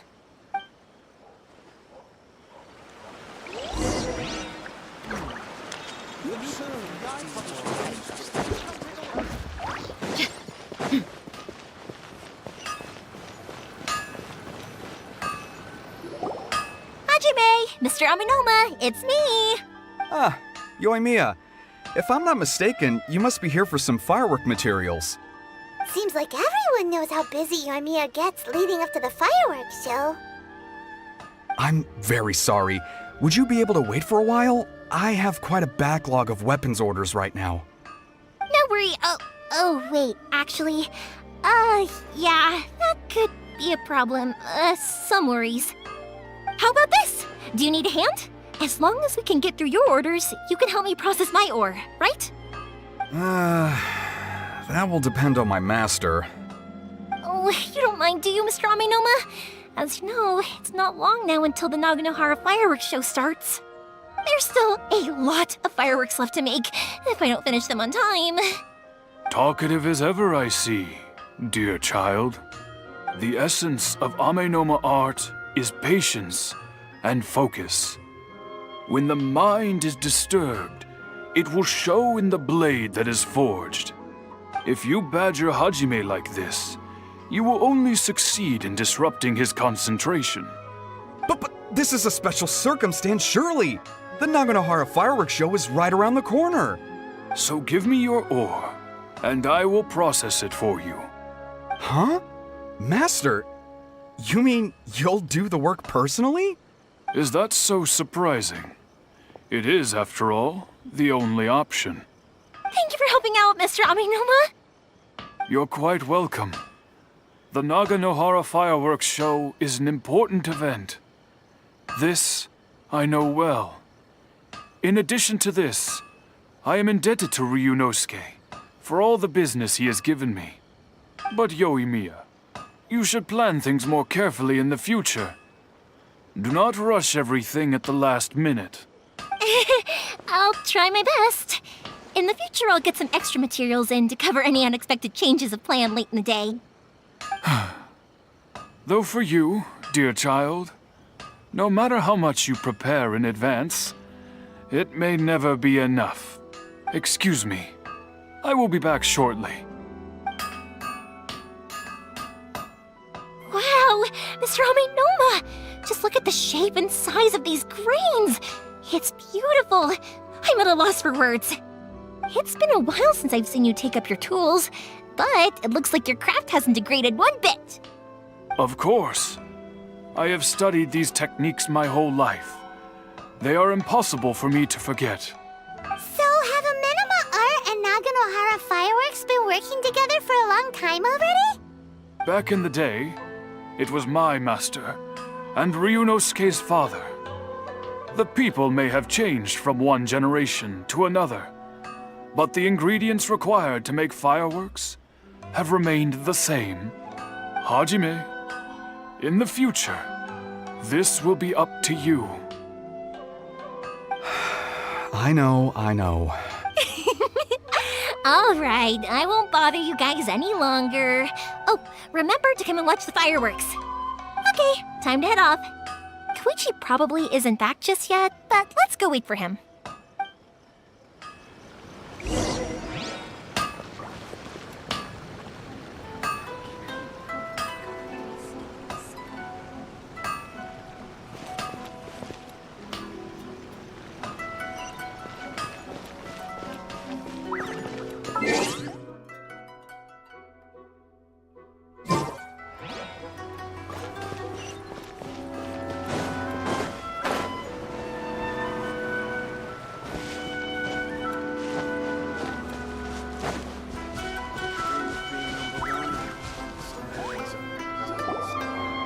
Just as I thought, he isn't back yet. But not to worry, because actually, I've been hoping for a chance to have a nice long chat with you all day. Sorry for dragging you with me everywhere. Everyone's been so good to me, though. It's all gone really smoothly. Feels like Paimon has barely spoken a word this whole trip. I felt like I was neglecting you guys, so I wanted to find an opportunity to catch up. When we first met, I was in a hurry. We didn't have the chance to sit down and have a proper chat. You guys are travelers, right? So, where else did you go before coming to Inazuma? I haven't been to Liyue before, but from what I've heard from Miss Beto, it sounds like a really interesting place. But something big happened there recently, right? didn't their Archon leave all of a sudden? Yeah, a lot of crazy things went down as a result. Luckily, everyone worked together to stave off a huge disaster that could have wiped out the whole city. Oh, well, that's good to hear. I gotta say, it's pretty remarkable that the citizens managed to step up and keep things going even after their Archon left. I mean, I sure can't imagine Inazuma without the Shogun. My friend once said to me that only people with a strong will and a clear purpose decide to go traveling. Maybe it's to see a certain view or to fulfill a certain wish. So, what made you guys embark on your treacherous journey to Inazuma? And we're looking for answers from the gods, too. You were separated from your family because of a god? Oh, that must be really tough. I get it. Well, if that's how it is, then that's how it is. You know, I was going to ask if you guys wanted to stay here in Inazuma. Unlike the outside world, what Inazuma seeks is eternity. In other words, a state of tranquility where very little ever changes. The advantage of that is that if you're ever tired from your journey, Inazuma's a great place to come and rest. Let me put it this way. I was just worried that you might be getting weary. And if you keep pressing on in that state, you might start to lose sight of the things that made you want to start your journey in the first place. Sometimes. That's also just how it is. When you're exhausted, everything becomes an uphill struggle. Even trying to have fun. You won't be able to enjoy yourself if you're too tired. An adventurer friend of mine once told me that if you're too focused on reaching the end of the race, you'll miss a lot of opportunities and precious moments to be had along the way. Don't worry though, I'm sure I can think of some way to get you feeling relaxed and happy. And you're here now, so even if you're gonna leave eventually, I want to make sure you at least leave with fond memories. Who knows? Once you're reunited with your family, maybe you'll find Inazuma the right kind of place to call home. I already have an idea of the color and type of fireworks I want to give you guys. I'll keep it a secret for now, though. Yoimiya, I'm back. Sorry to keep you waiting. Let's head over to the boat. Okay, good. Let's go then. Just act naturally, though. We don't want to raise any suspicion. If it can withstand the storms out on the ocean, it must be super sturdy. Absolutely. Rest assured that the quality is guaranteed.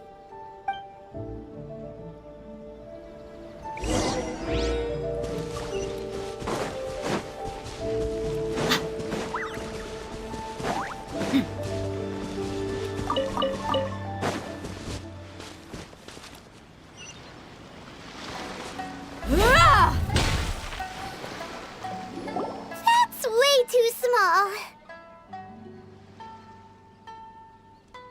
Can't be helped, I'm afraid. This is the biggest and sturdiest boat that I can provide. It's built from the finest Inazuman timber. Still, I'll be the first to admit that if he's planning to ride this into the storm, it's going to be exceedingly dangerous. I'm also hoping Sakajiro won't have to use it. It's just there as a last resort. I gotta say though, Koichi, it feels like your craft has improved once again. I'm not the one you should be praising. It's all thanks to the guys who kindly pitched in. To avoid detection, we each worked on our own materials separately, then assembled them secretly in the night. This is the largest we could afford to build. Any bigger and there's no way it would pass the Tenryou Commission's inspection. Let's store the boat here for now then. I'll fill Sakajiro in when I get back. Uh-oh. Paimon feels really worried all of a sudden. Doesn't helping Sakajiro make you a collaborator in the eyes of the Tenryou Commission? Maybe it does, but I knew what I was getting into from the moment I agreed to help him. My family has pretty good connections with the Yashiro Commission. We work very closely with them. And whenever there's a national event of any sort, the other two commissions come to us too. As long as I'm polite and respectful and don't cause a fuss, they won't look to cause trouble for me either. And anyway, to your point about collaboration, you've been helping out too, right? That's true. This was all a collaborative effort. Wait! Oh no!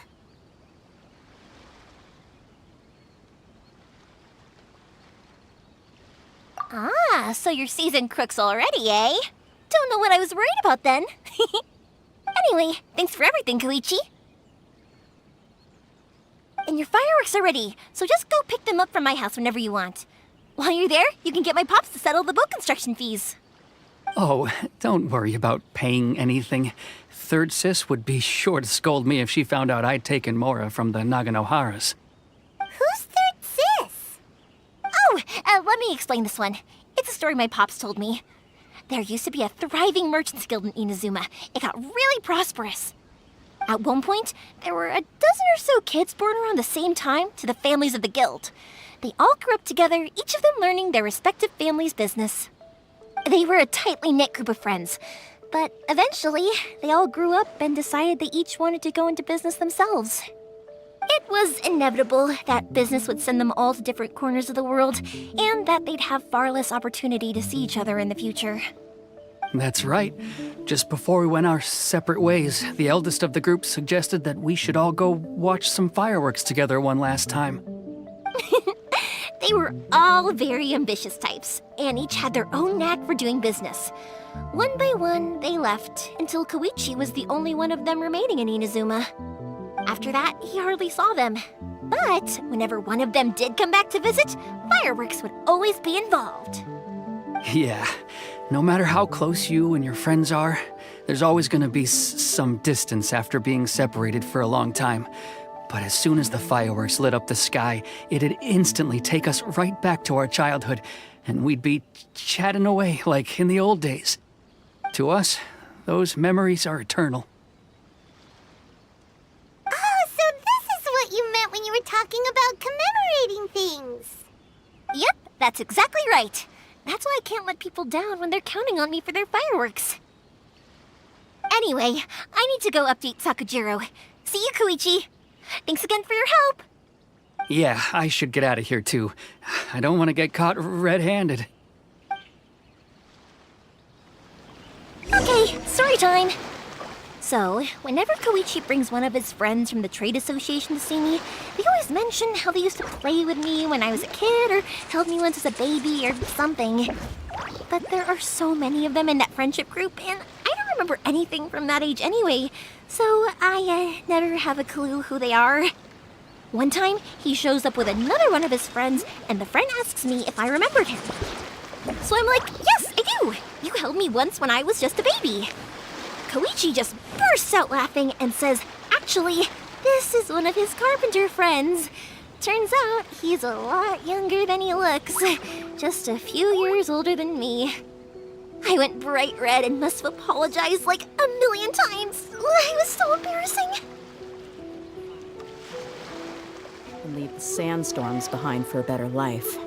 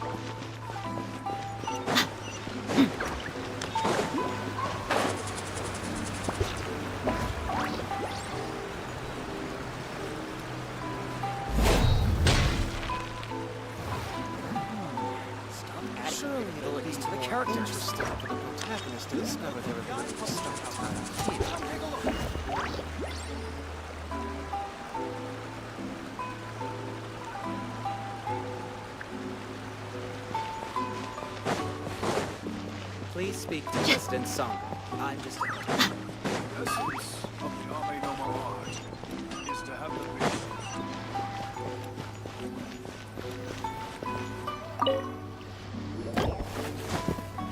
The boat is ready and waiting. I'll mark the location for you on the map.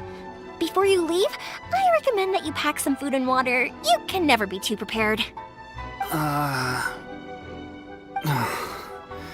After how much effort it took to get back in, it's hard to convince myself to leave again. Especially when I'll be going up against the stormy ocean on a tiny little boat. My prospects don't look great. Well, they won't look much better if you get caught by the Terrio Commission.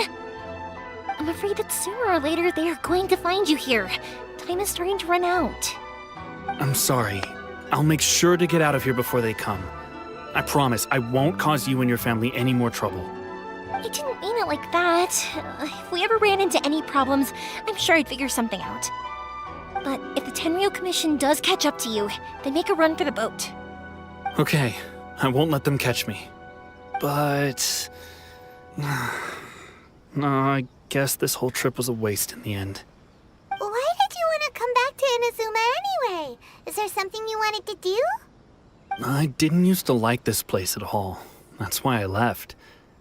But looking back on things now, I was really just running away from my responsibilities. Once I started to realize that, I got restless. I couldn't stop thinking about the people and the things I'd left behind. So forget it. What does it matter now? It's too late anyway. I originally wanted to make up for all my regrets, but instead, I found myself in the situation I'm in now. What a pity. Talk to us about it. Maybe we could... If only there was no Sakoku decree, huh? Anyway, don't worry. We're not going to bother you about it. We'll keep trying to buy you as much time as possible until you reach your final decision. The Tenryou Commission. If only they weren't so overzealous, there might be a way. Oh, that's right! That elderly couple, old customers of ours, their son's in the Tenryou Commission, isn't he? Yeah, quite high up as well. That's it. I'll go talk to them. Maybe they can do something. Are you sure they won't just report me instead? Oh, don't worry about that. They're really nice people. I know them well. They won't cause us any issues. All right, you should get back indoors, Sakujiro. We'll be back in no time at all.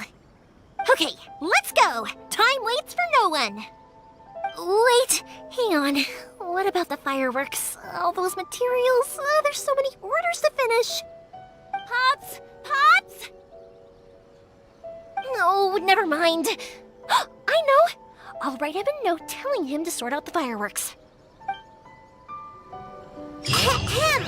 Why did you cut Paimon off earlier? Because what he needs isn't an answer, just time.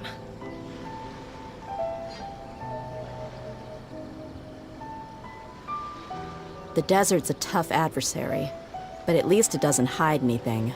What you see is what you get, and whether you take on the challenge is entirely up to you.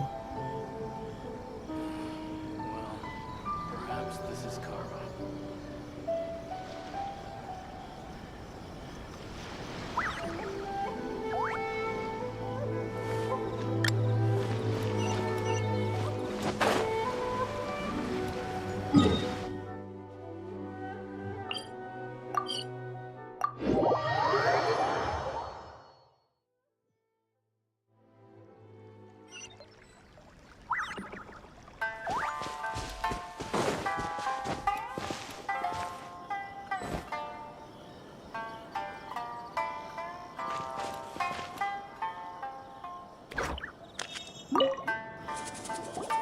Well, if it isn't Yoimiya, come on in, dear. Come and take a seat. Are these two your friends? Yes, they're travelers from afar. Outsiders have a very difficult time getting into Inazuma nowadays. Indeed, these are unprecedented times. But seeing as they came all this way, we locals should give them a warm welcome. Oh, before I forget, I brought the fireworks that you ordered. Oh, thank you, dear. Your family is so good to us every year. First your father, and now you. I wonder if I'll still be around to see the next hair of Naganohara fireworks. Of course you will. You're both in great health. Don't say things like that. It's bad luck. We aren't as young as we once were, though. The body knows it. It used to be that I could spend all day working the land, carrying water back and forth. But now, even a moment of light work leaves me with all sorts of aches and pains. I wanted to do some weeding yesterday, but as soon as I bent down to get started, I suddenly felt that if I went any further, I wouldn't be able to get back up again. No worries. Say no more. We'll handle it. No. We can't be putting you to work when you're a guest in our home. I'll just go fetch the tea and some snacks, and then we'll continue our conversation. It's fine. It's not like it's the first time I've helped you with chores. I just haven't had much time recently with the fireworks show coming up. But once that's out of the way, I'll be sure to come by more often. It's no trouble, really. We don't mind helping. Oh, you're such good kids. As for mine, he's all grown up now. Hasn't found anyone yet. And he doesn't visit very often. If you're quite sure it's no trouble, then I have some pickled radish here. Would you mind delivering it to Satoru on the other side of the village? Sure, it won't take us a moment. The old folks aren't very mobile, so come on, let's help them out. We'll get rid of the weeds first and then deliver the pickled radish. One day, I'll be as great as Ryuji.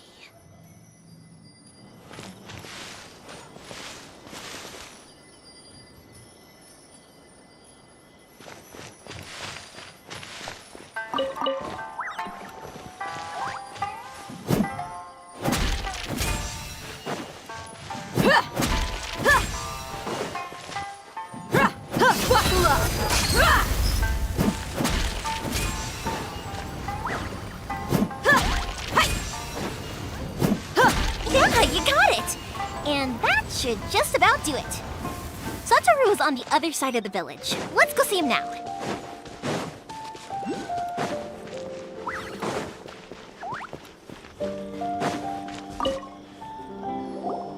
Hey, Satoru! How have you been? Keeping well? Yeah, same as usual. Not much has changed. You're looking full of life, as always. All thanks to the support of our loyal customers, the family business just keeps getting better and better. We sold some fireworks to Liu a while back, and word is they were a real hit. So it looks like we'll be getting more business from over there in the future. That must mean a lot more work for you, though. Are you sure you and Mr. Ryunosuke can manage? If it gets too much, don't forget, you can always ask me for help, We should be fine. I think we can cope. Oh, yeah. This is some pickled radish from Mrs. Imatani. Oh, wow, thank you so much. I never used to be a fan of pickled radish, would you believe? But then I tried some of Mrs. Imatani's homemade stuff and I couldn't get enough of it. It's a family staple now. Speaking of your family, how's everyone doing? They're doing well. We have the occasional heated argument, but I guess that's every family ever. Being close to family is better than never getting to see them. Now, Mr. and Mrs. Imatani seem to have a great relationship. But still, they must get lonely with their child never visiting. Huh, they didn't seem that way to me. I think they're just used to it. You make a good point, though. I should drop by more often in the future. That way, they won't get so bored. Oh, I'm sure they'd love that. As would all of us in Konda Village. You're always welcome here. Thank you! Now that we finished all the chores, it's time to talk to the Imatanis about Sakujiro.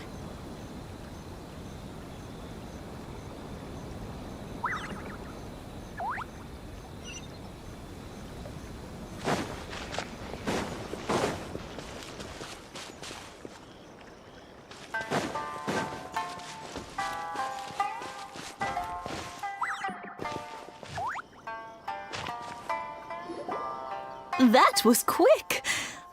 Young people are so handy. Younger people have bundles of energy, and older people have a wealth of wisdom. Each have their strengths. Speaking of youth, do you know what? It's been 50 years this year. Oh, so it has. Goodness, how the time flies. You barely notice as the years go by, but then suddenly 50 years have passed. 50 years since what? Some important day?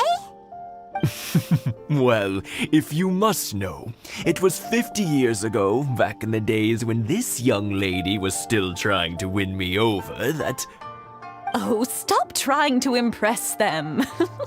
We both know you were the one who was hopelessly smitten and desperately trying to win my affection. Well, maybe you're right. 50 years ago, I proposed to my wife at the Naganohara fireworks show. We've been together ever since. To tell the truth, I was still a little uncertain. I wasn't sure what I was doing when I walked into the Naganohara's shop and ordered my firework.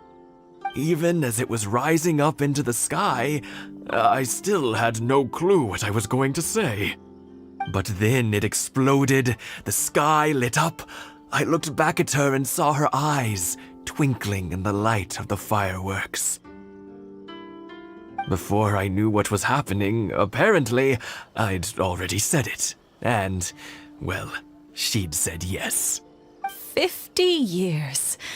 In some ways, it's a long time. In others, it's no time at all. Really, it's just a number. But 50 years of being together? Now that is something worth commemorating. I had no idea it was your 50th anniversary. If I'd known, I would have made some extra fancy fireworks just for you. Oh, no, it's quite all right. We always set off the same firework every year. Seeing that firework go off takes us right back to those days. Even at this age, we still look back with not a single regret. Ah, what a great relationship they have. Enough about us, though. Yoimiya, aren't you busy with the fireworks show coming up? Was there something you needed to discuss? Yeah, it's a difficult thing to talk about, but here goes.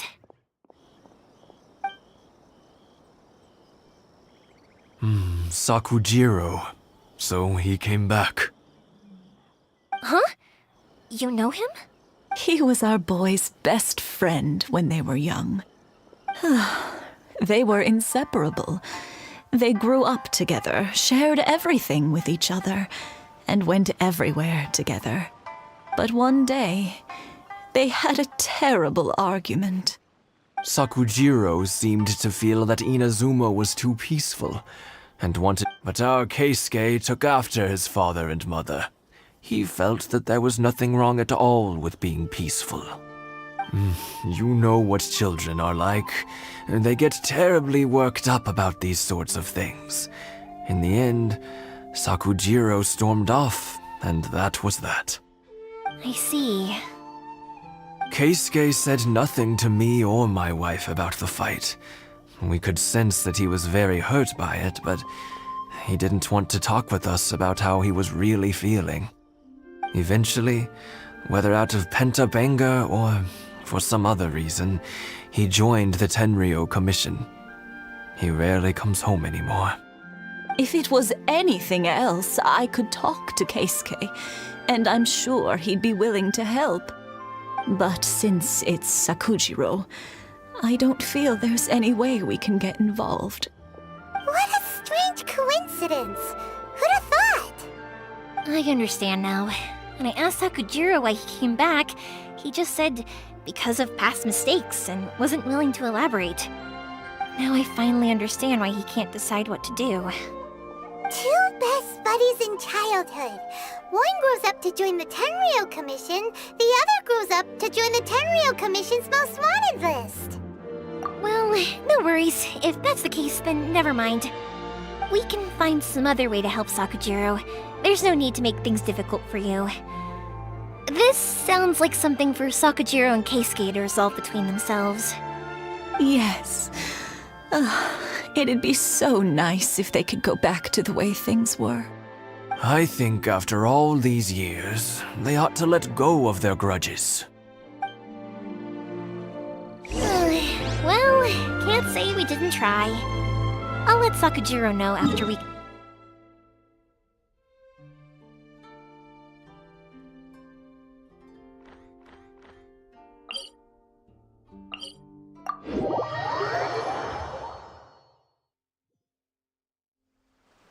My people are used to the desert life, but still, I hope that one day they'll be able to find an oasis of their own and leave the sandstorms behind for a better life.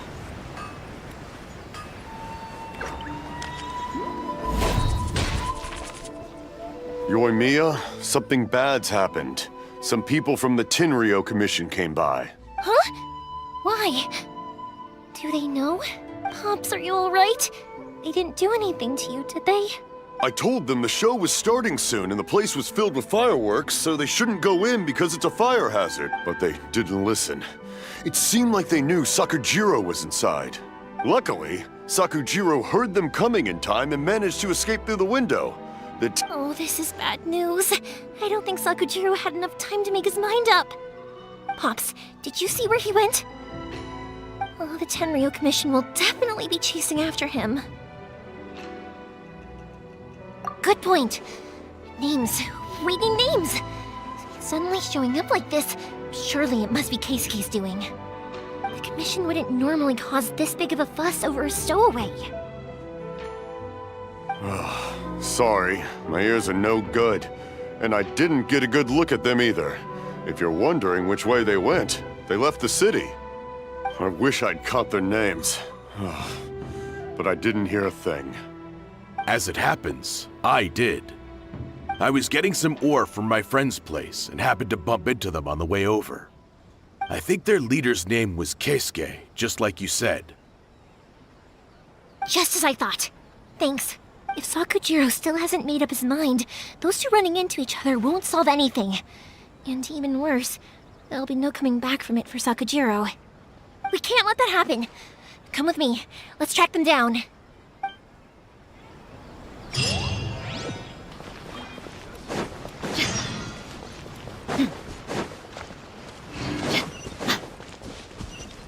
It's Mosazaka and his friends.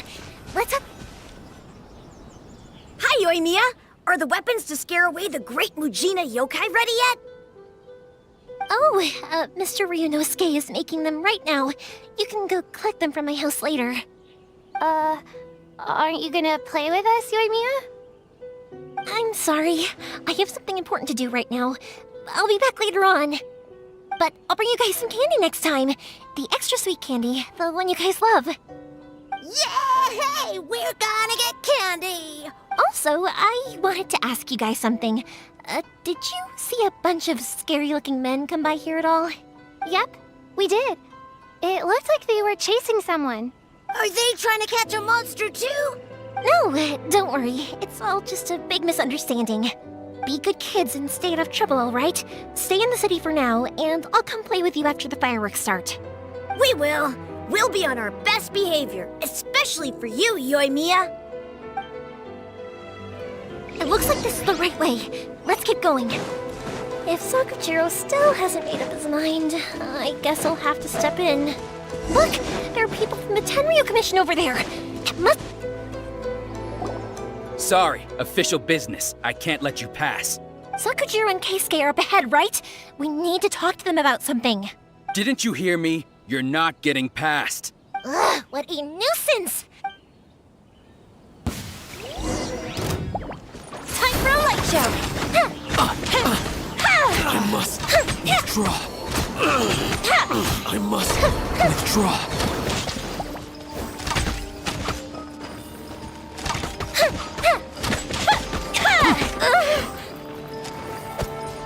The fuse is lit! I must withdraw. I must withdraw.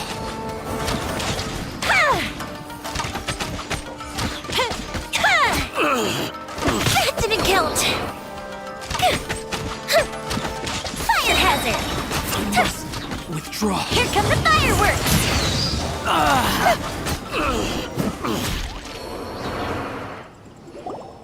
How dare you impede the work of the Tenryou Commission?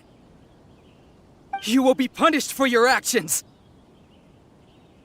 There is nowhere you can escape justice, not even at the edges of the world! Huh, look at that! The one with the loudest mouth had the fastest feet. We can't waste any more time on these guys. Let's push on. They should be just ahead.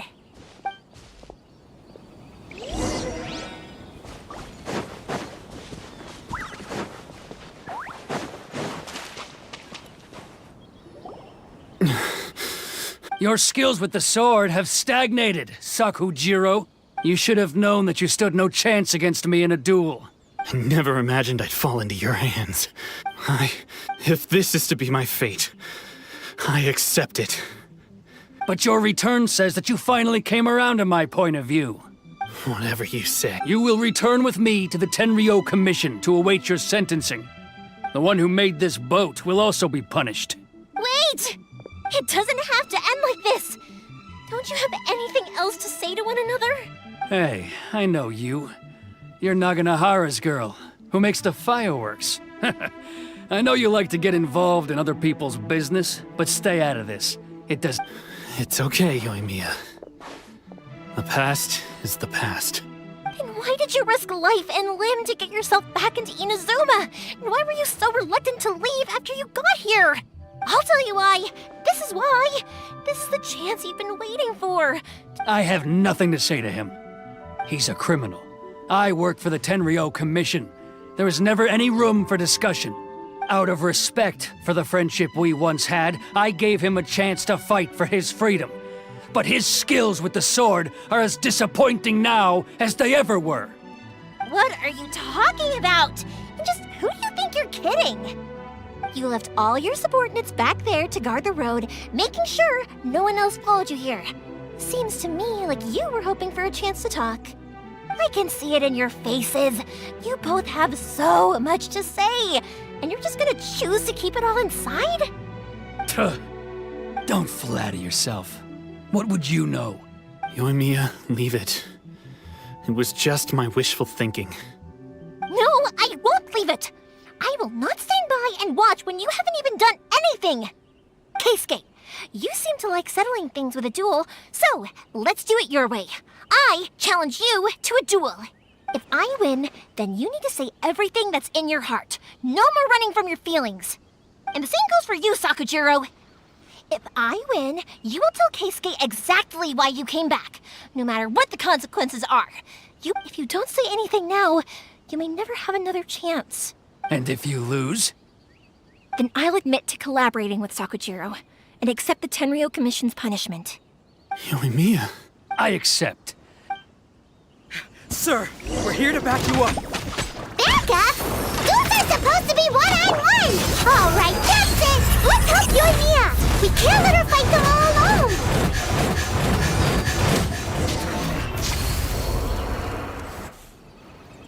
Sir, they are too strong. We need more men. Stand down. What? I thought I told you to stay away. Now stand down. Yes, sir. Sorry.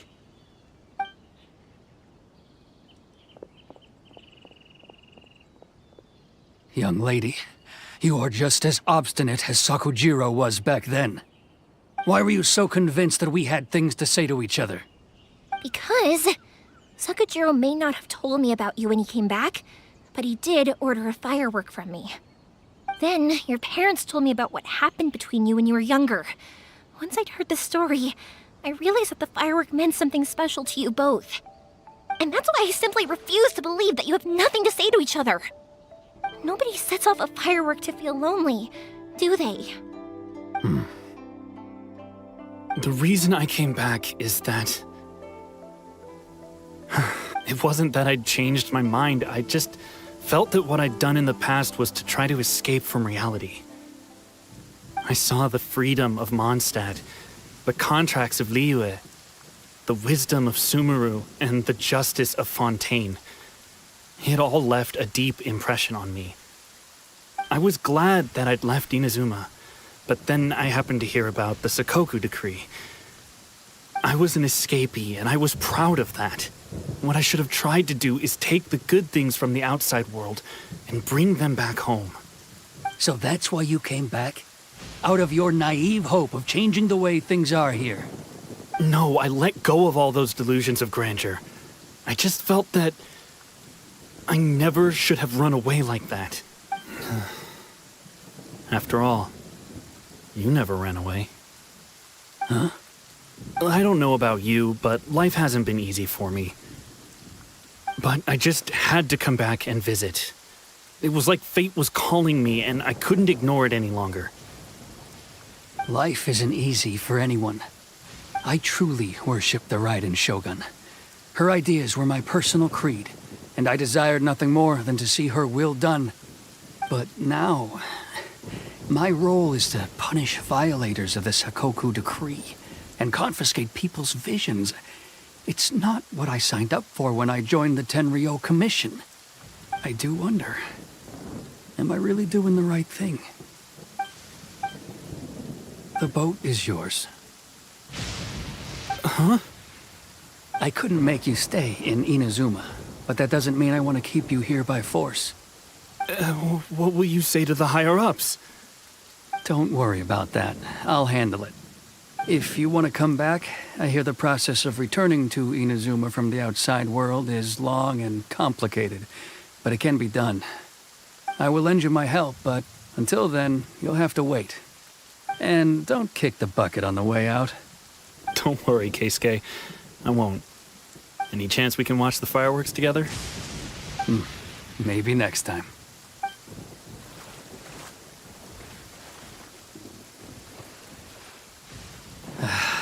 I'll be demoted for sure. It's not like me to give in to childish sentiment like this. I can't explain why I went through with it. It's the one that Sakujiro planned on using for his escape.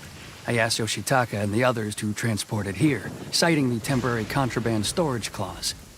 Forcing Sakujiro to this spot was also something I had planned all along. It's just like you said, Yoimiya. Even though I hadn't fully made up my mind, my action... But I think you did the right thing. And look, now you've managed to resolve the grievance in your heart by talking about it. I understand now. Thank you. I didn't know you were quite so perceptive. You saw right into what I was thinking. That's only because I know your parents so well. They're both really nice people, so I didn't think the apple would fall too far from the tree. I had heard there was a new Naganohara running things these days. Little loud and reckless, maybe, but you live up to the family name. By the way, Naganohara fireworks can reproduce the firework that the two of us set off back then, right? Would you be able to make one for me? Sorry, no can do. Without the slipper reference, I can't make the same one again. And I'm afraid Sakujiro is the one with the slip.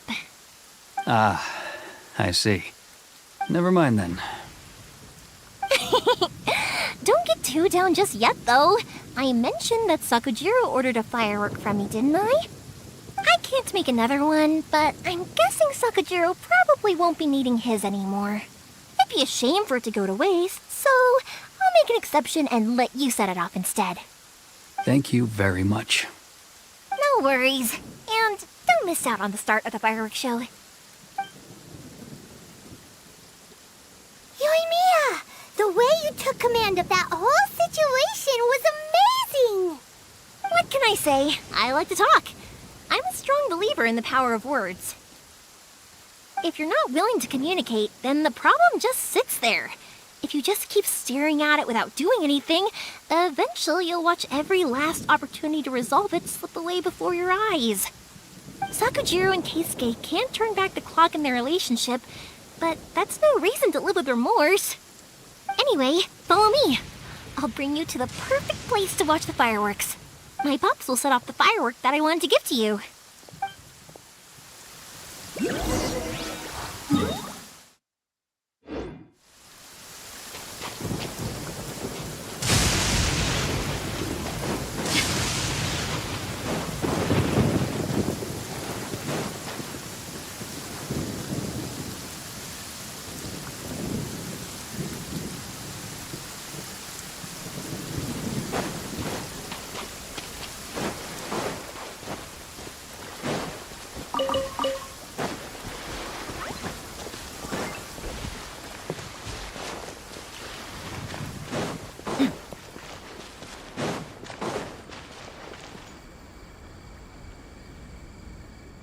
One day, I will showcase Inazuma's fireworks to all of Tibet.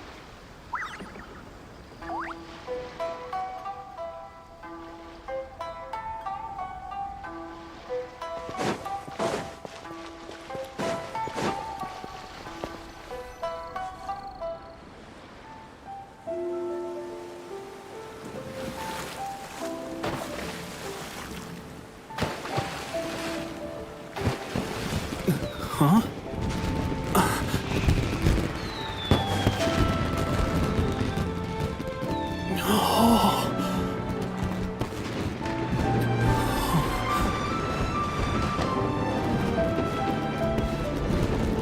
Oh, it's...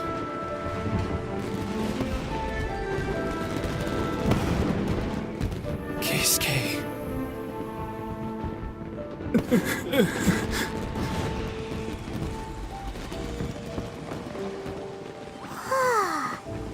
So, Yumiya, these fireworks, what do they mean to you? Yumiya? Shh. Huh? Oh.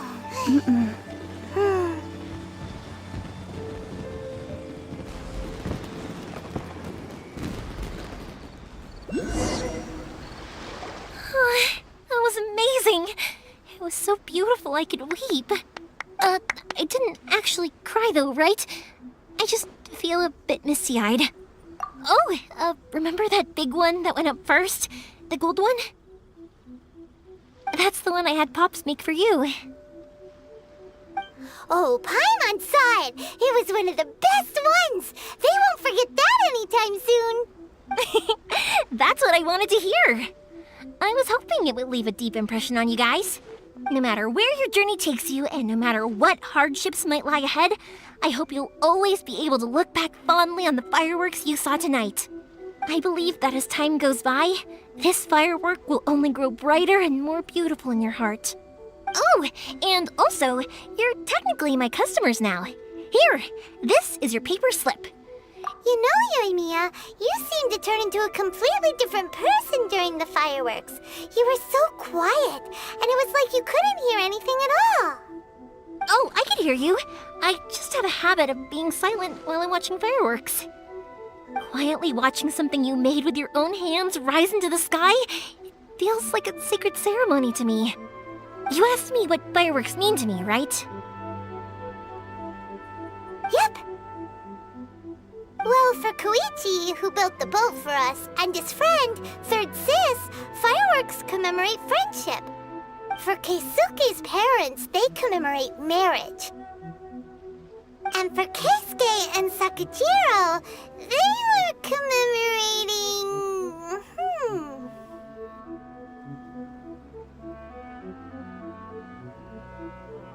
Oh yeah, right, beliefs! As for me, to be honest, even though I've thought about it countless times before, I still haven't found an answer. Seriously? Huh. Paimon was expecting something deep and philosophical. Well, no one's ever asked me this before, so I've never really settled on an answer. It was by chance that I happened to be born into the Naganohara family, so it was by chance that I ended up learning this craft from my pops. It's also by chance that I've met so many people, learned so many things, and discovered that people associate watching fireworks with the things that are most precious to them. Fireworks that disappear in a flash of light are probably the furthest thing away from the eternity that our shogun desires. But people's feelings don't just disappear. And it's those feelings that give fireworks their purpose. If nobody wanted to watch fireworks, then they wouldn't exist.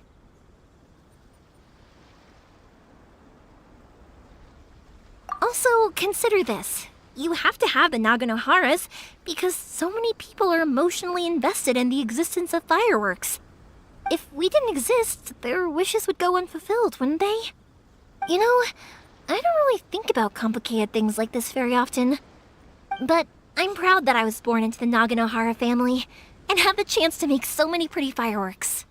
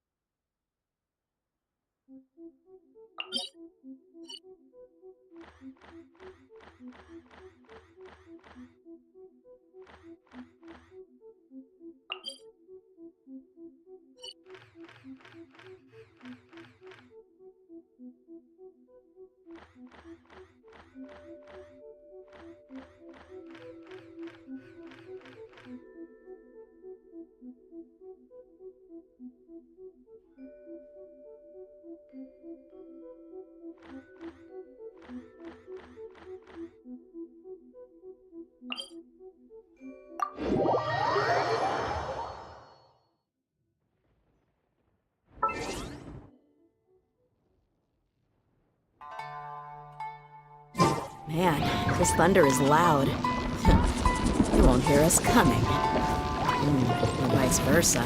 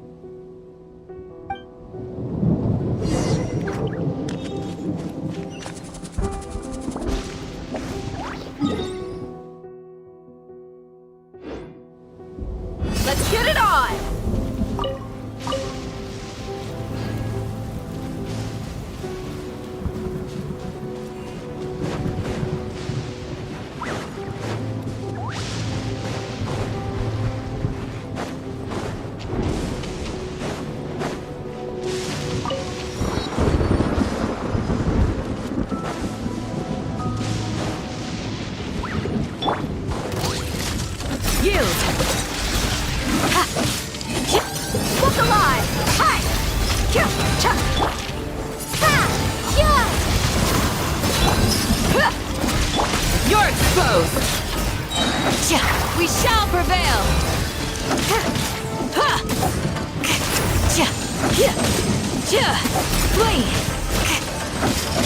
Let's get it on! Yield!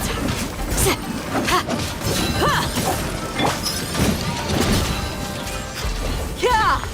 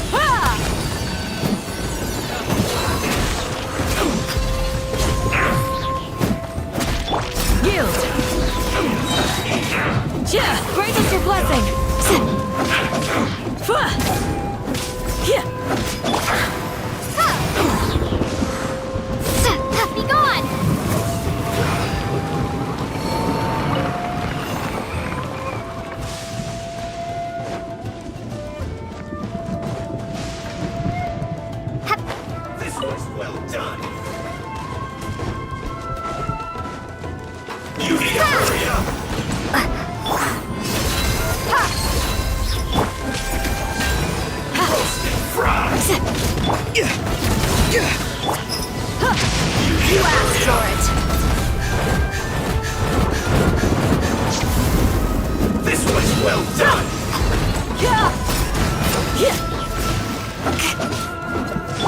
Let's get it on! Do your worst!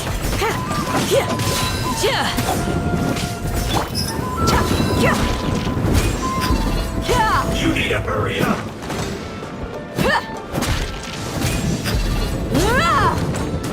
Buckle up!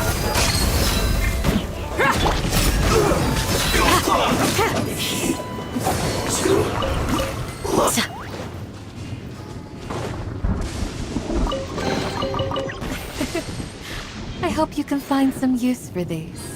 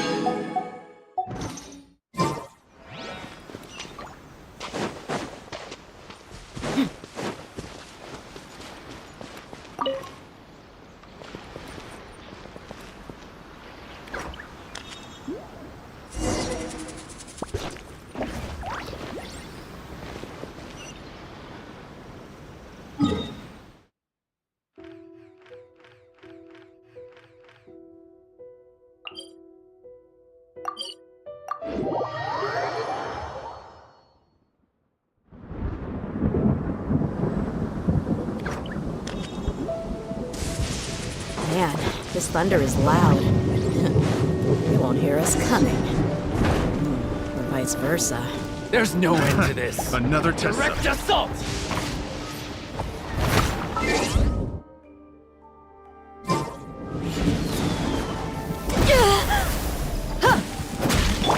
You! That tingle?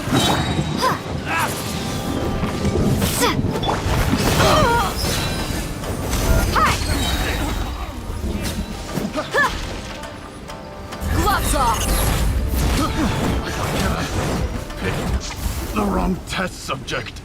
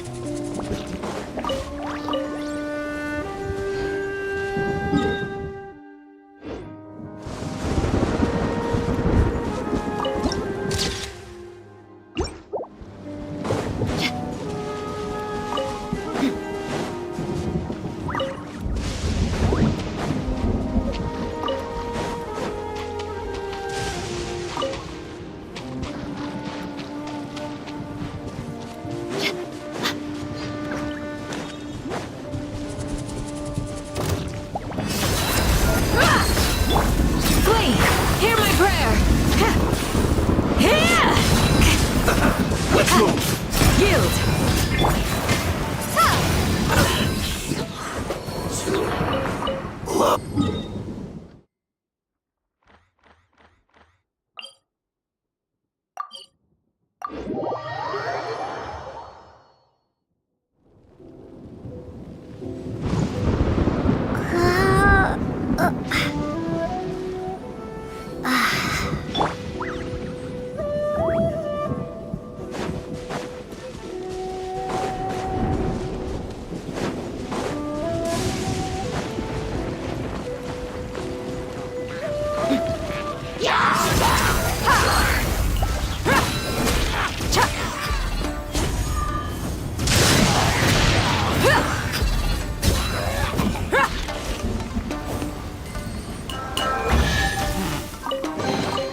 Well, how about that?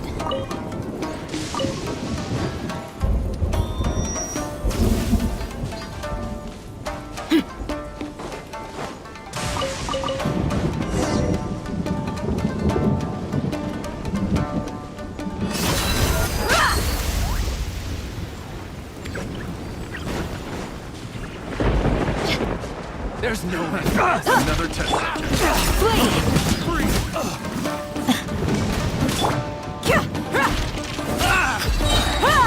You're dead meat!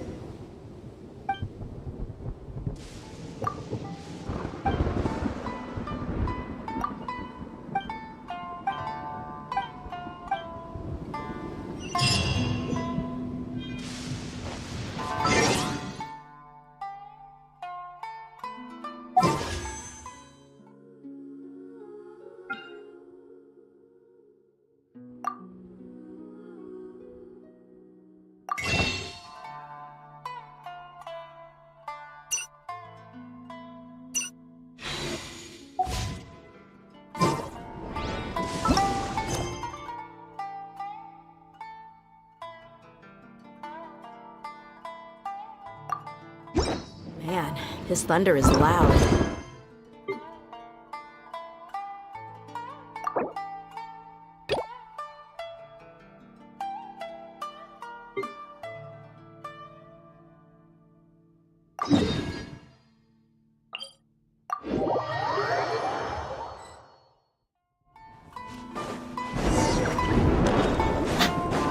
It's my lucky day! Do your worst! I'm ready!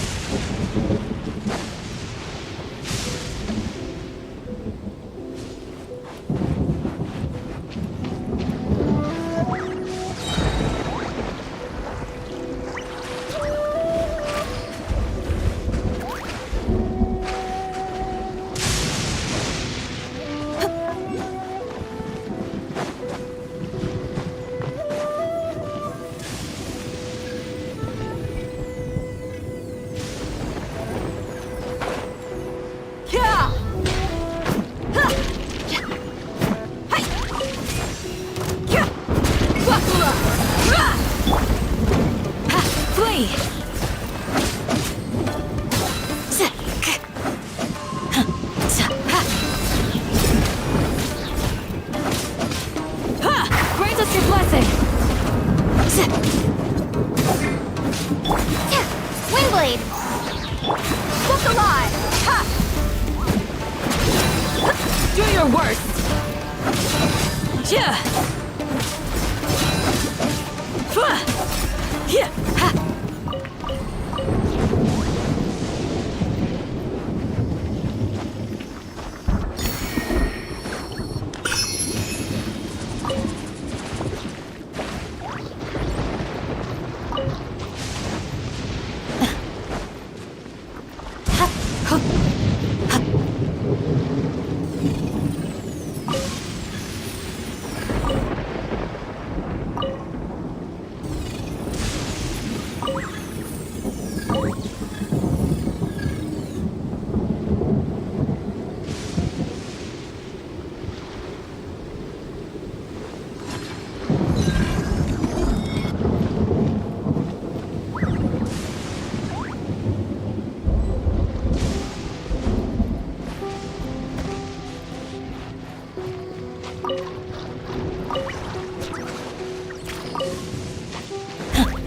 Yield!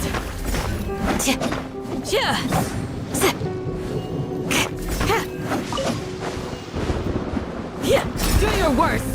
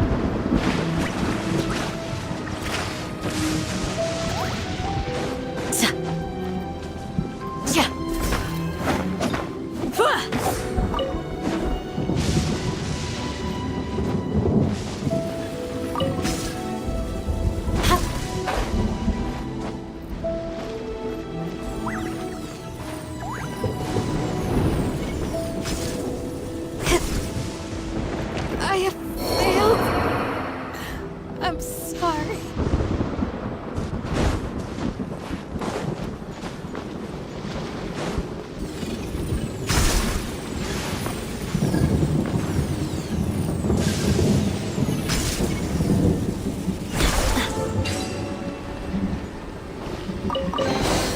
I could make a tidy sum selling some of this.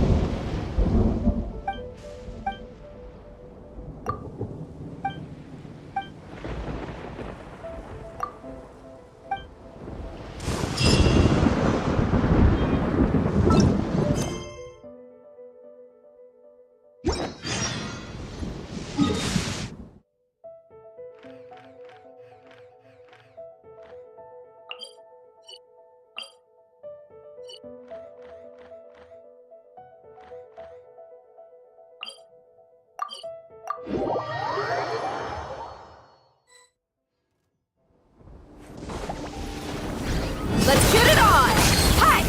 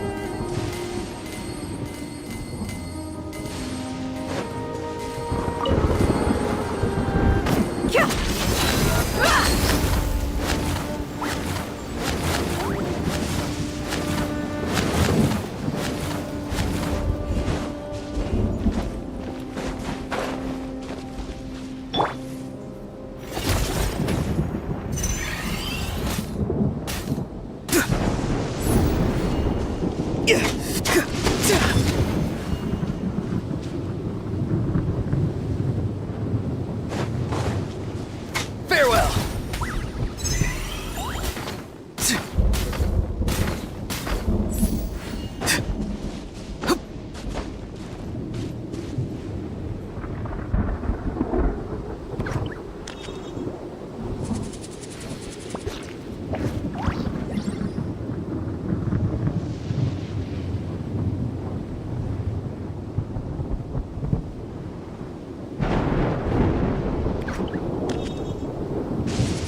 Lightning bolts remind me of snakes. I wonder if people use their shape and appearance to divine the future. On second thought, it seems a little dangerous.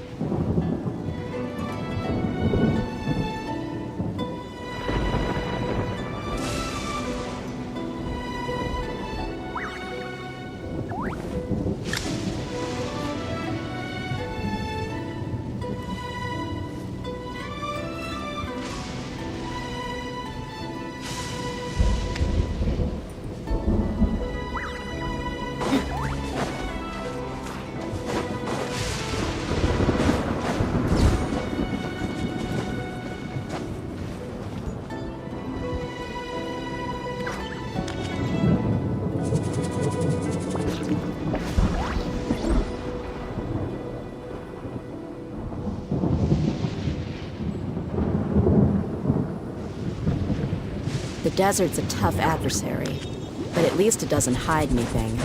What you see is what you get, and whether you take on the challenge is entirely up to you.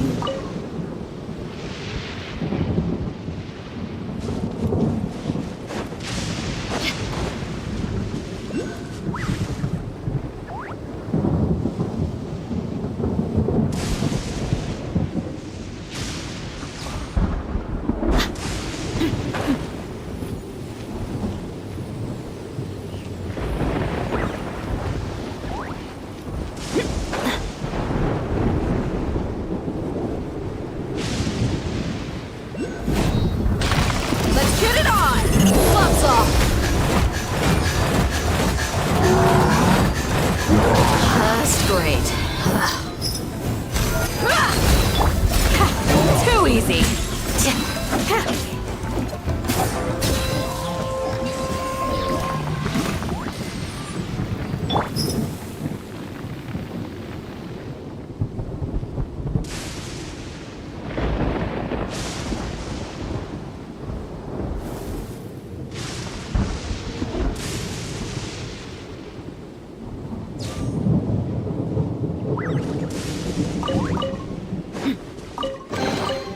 Well, how about that?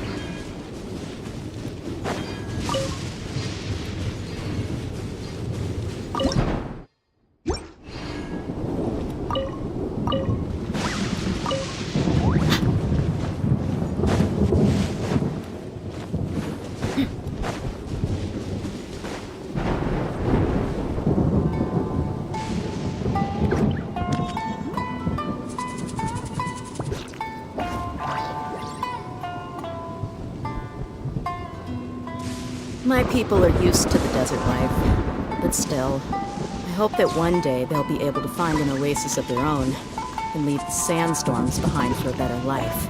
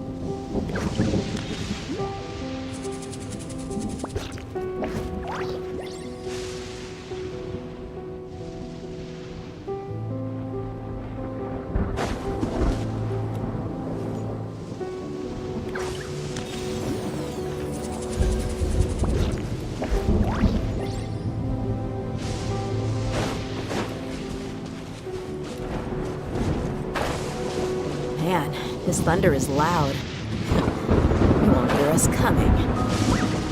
Or vice versa.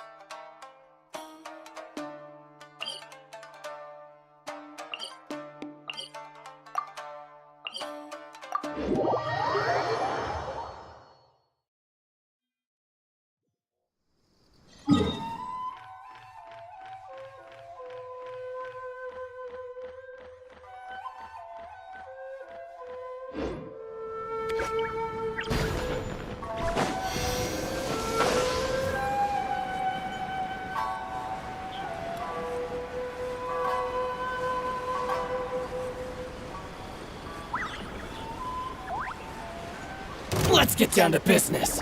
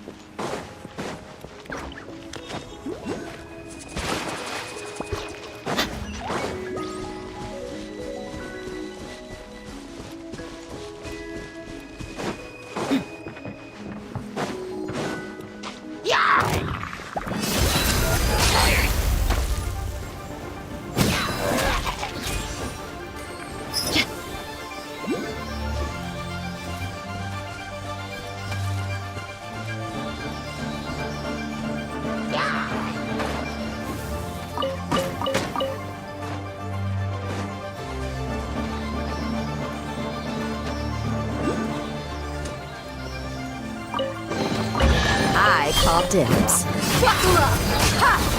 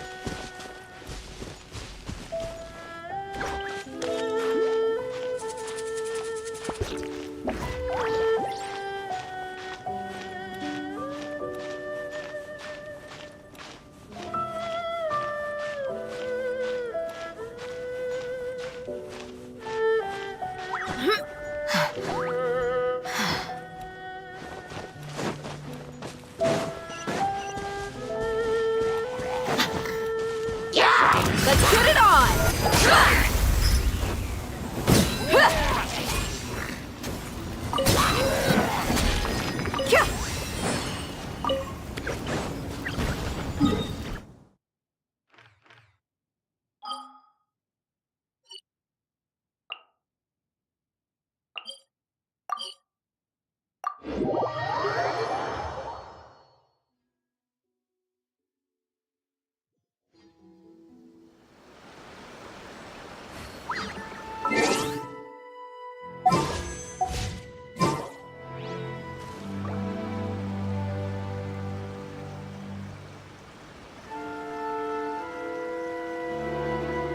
We mercs have one simple rule. Whoever pays the most is your new boss.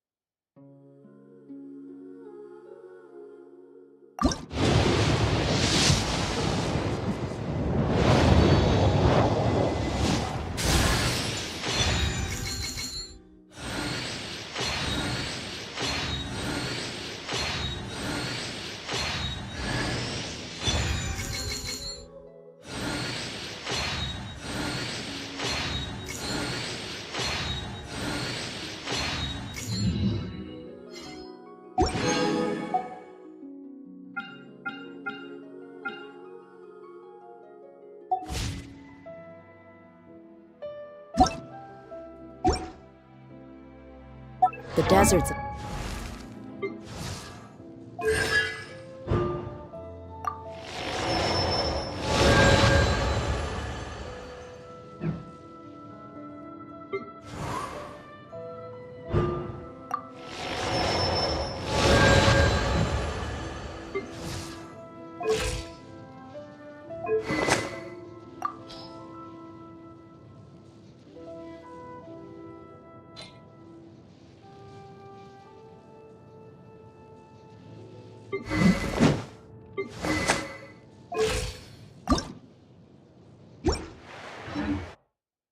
tough adversary, but at least it doesn't hide anything.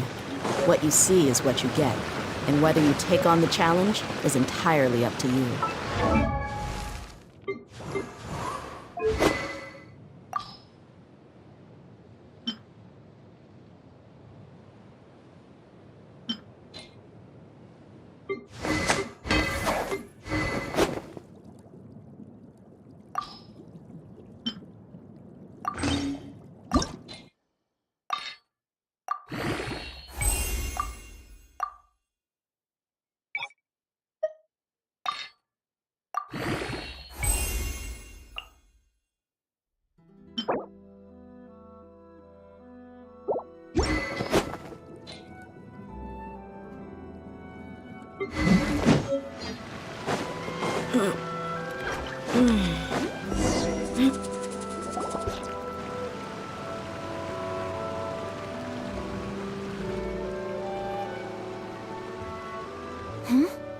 This must be... It's a festival promotion! Hey, speaking of, we haven't been anywhere fun since we arrived in Inazuma. No, what made you think that? Festivals are a common occurrence here in Inazuma. We in the Yashiro Commission are very well acquainted with these sorts of customs. Each season brings its own festival, and each festival in turn brings a fresh challenge to the task of maintaining public order. So, while festivals are undoubtedly joyous and lively occasions, for us, they are also a cause for concern. Oh, my apologies. I should stop thinking about work. This is hardly relevant to the matter at hand. This store here is the place I wanted to visit. Oh, so you weren't checking out the promotion? Well, let's take a look inside then. Welcome. I have all the latest styles. Please take a look. Oh, it's Miss Kamisato with guests from overseas. Welcome to Ogura Textiles and Kimonos. Are you here to purchase fabric or for tailored garments? Oh, greetings to you too. I have a design here for a garment. Would you be so kind as to take a look? Oh, Ayaka came prepared. Let me see. This could be... It could be... Oh, it's a very fine design. Miss Kamisato, you'd like us to make a kimono following this design, yes? Please, if you could. I'm honored that you'd choose Ogura Textiles and Kimonos for your tailoring needs. However, there is one rather difficult problem. Based on the design, this kind of kimono would require silk made from the silk flower. The majority of Inazuma's silk is imported from Liyue Harbor, but given the current climate... As you well know, Inazuma is currently under a strict lockdown. In all honesty, the impact on the textiles industry has been quite significant. We're struggling to import high-grade fabrics. So much of our tailoring business has been put on hold indefinitely. But of course, where our customers are able to provide the fabric themselves, we could... So you're saying we need to go and buy some silk first? If even Ogura Textiles and Kimonos can't get a hold of high-grade fabric, where would we buy it from? You could try the International Trade Association. They are a little better connected than we are. After all, the association brings together merchants from all over the world. The only thing is their prices. They're not the cheapest. In times like these, though, we're lucky to even have an option of getting a hold of the things we want in the first place. Huh. So Even clothes made is an ordeal in Inazuma. Wait, the International Trade Association? That's Kurisu's thing, right? We haven't been to Rito in a while. It looks like that will be our next stop. Thank you ever so much. We will be back once we've acquired the fabric. Oh, in the meantime, I have one other very small request. Could you? Why is she being so secretive all of a sudden? Absolutely. Much obliged. My pleasure, Miss Kamisato. Honestly, I'm just as excited as you to see the end product. We haven't made a silk kimono for the longest time now, and this... That's very kind of you, thank you. Goodbye for now. Traveler Paimon, let's try our luck at the International Trade Association.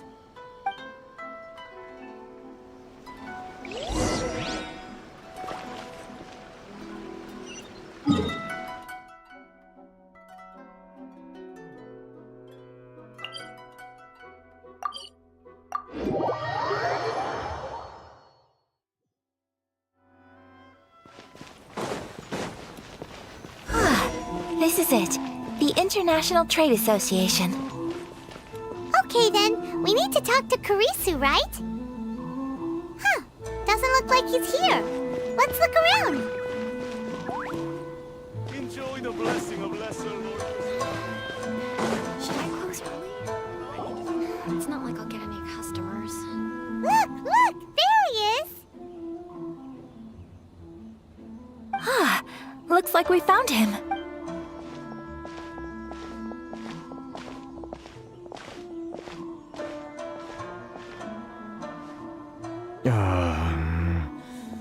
What am I gonna do? Mr. Kurisu, are you alright? Oh, you're Miss Ayaka from the Kamisato clan. Better than you, it appears. Oh, and if it isn't the Traveler, I haven't seen you in a while. I take it you've been out of Rito? Thanks again for your help last time. The association is back in business, and it's all thanks to you. That's great, but, why were you staring into space just now? Did something bad happen? Well, you see... It's embarrassing to admit, but... Which goods were stolen? It was a batch of high-grade silk. Aww. We imported a big batch of silk from Liyue several years ago. It's been sitting in storage ever since. Recently, we heard that clothing stores in the city have more or less sold all their silk stocks. So we figured now would be a good time to bring our batch out of storage, thinking it'd probably fetch a good price. But then... the vagrants swiped the whole batch, then disappeared into the woods. I'd report it to the authorities, but... Well, as you know, they don't think much of foreign merchants like us. The Kanjo Commission don't want to give us the time of day. Honestly, you can just tell that our suffering amuses them. Well, I also take issue with aspects of the Kanjo Commission's operational methods. Please remember, Mr. Kurisu, that while you are here in Inazuma, you should be careful with your words. My apologies. I had to let off some steam. Anyway, there doesn't seem to be much we can do ourselves to get our goods back. Perhaps I'm doomed to go bankrupt after all. I am afraid I can't intervene in an official capacity, but I can still help you get your lost goods back. Of course, I would never... Wait, what? Huh? Yes, acting in my own capacity, mind you. Even then, there is no escaping the fact that my every action and word will be seen to reflect on the Yashiro Commission and the Kamisato clan. I do so not without reservations, so I hope that you will treat this matter as confidential. That aside, as I'm sure you're aware, I'm afraid that I won't always be able to help you in such circumstances. Given your position and that of the International Trade Association, please try to exercise more caution in the future. You do not want to incur further unnecessary losses. We will. We certainly will. But, Are you sure this isn't gonna cause any issues for you? What if someone high up in the Kanjo Commission sees what you're doing and doesn't like it? You're a highly respected member of society. Surely putting your neck on the line for small-timers like me can't be worth the risk. Very humorous. Let's not forget that I am the eldest daughter of the Kamisato clan. I would be very surprised indeed if anybody in the Kanjo Commission felt that I was accountable to them for my actions.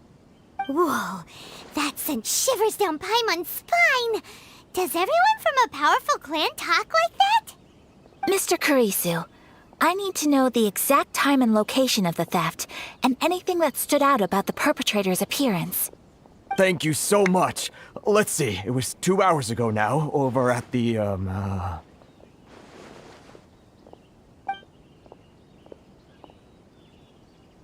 Everyone, please follow me to the scene of the crime. The investigation starts there. All right, off we go!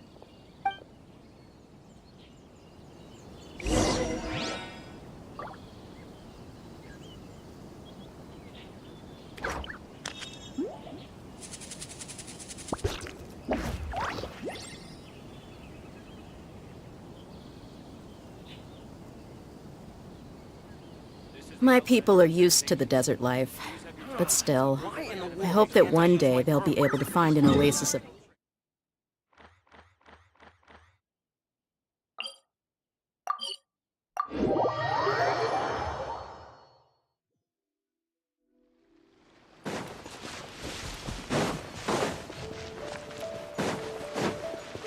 Here we are. This is where we were robbed. Hey, look on the ground! What are those? Huh? Footprints! Very deep ones at that. Leading towards the forest. Presumably the depth suggests that they were carrying something heavy. Let's see where they lead.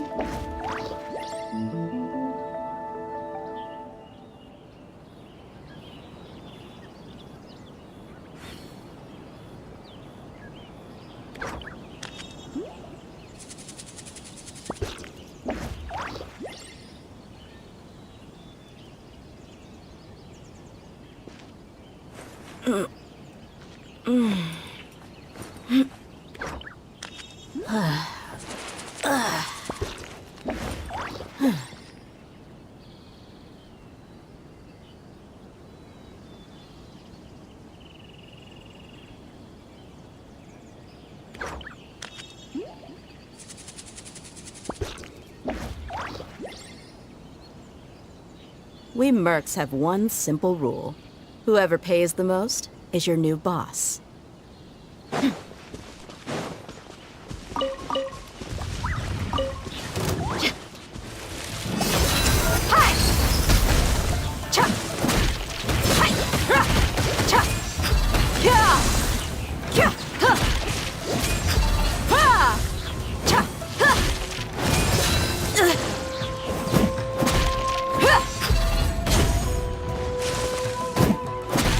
Buckle up!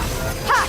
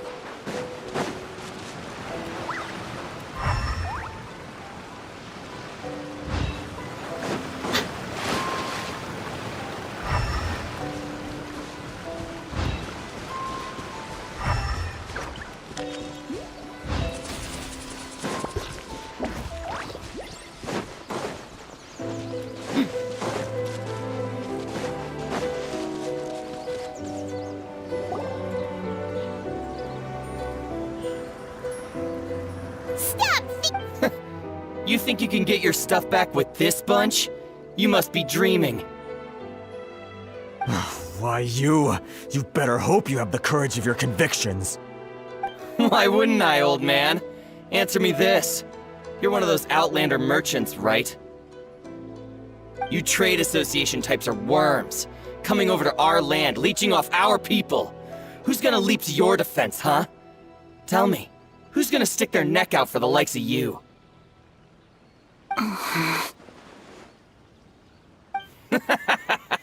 Look at that, no response. You know I'm right. Face it, this is Inazuma. You've got no ties here. You're at the bottom of the pile. Can you really— You are despicable. Hey, I just had an idea. Since you came all this way, how about we do some business? Business? Pay up, and you can take your fabric back. Sound good? If— You're just a big bully!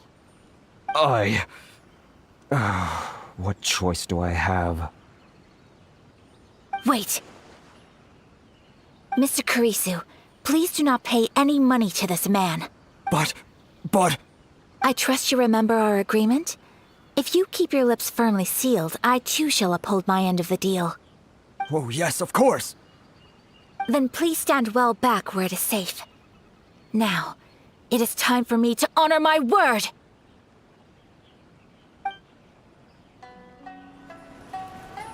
Let's get down to business! Take flight!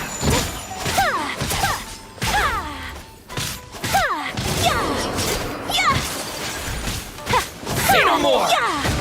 So rude! My apologies!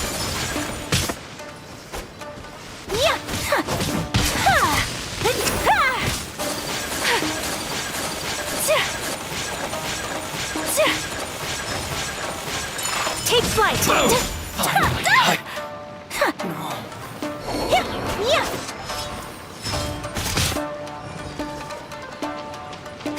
Whirling snow!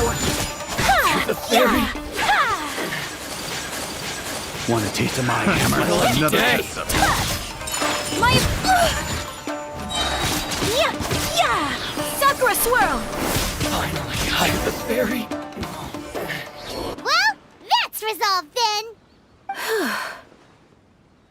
No, please, It was nothing. I was simply doing my duty. Miss Kamisato! Traveler! Are you hurt? Don't worry, we're fine. The vagrants left in quite a hurry. It would seem they didn't have time to take anything with them. I believe your stolen goods should all be here. Thank you. Thank you so much. You'd best do a count. 6, 8, 10. Yep, it's all here. Great! Now we can finally buy some silk. Buy silk? You mean you need some of the silk here? This was indeed our intent. Don't get us wrong, though. That's not the reason we helped you out. Even if it were just a few carrots or cabbages, chances are we still would have helped you get them back. Paimon thinks we're pretty lucky. If we arrived any later, our chances of getting silk in Inazuma would have been 0. I honestly can't thank you all enough. Please, say no more. You need silk? I'll pick out a piece for you right away. Thank you, good sir. How much do I owe you? Oh, it's free of charge. I could never ask you to pay after everything you've done for me. No, that will never do. Things cost what they cost, and what they cost is what I shall pay. Merchants already have enough challenges to deal with, and as Paimon explained, my help was unconditional. There is nothing to feel distressed about, because nothing, I repeat, nothing happened here in these woods today, did it? Thank you. I don't think I could ever repay you. You have helped me greatly, and I will never forget it. I'm afraid we must part ways. I must get these goods back to the association.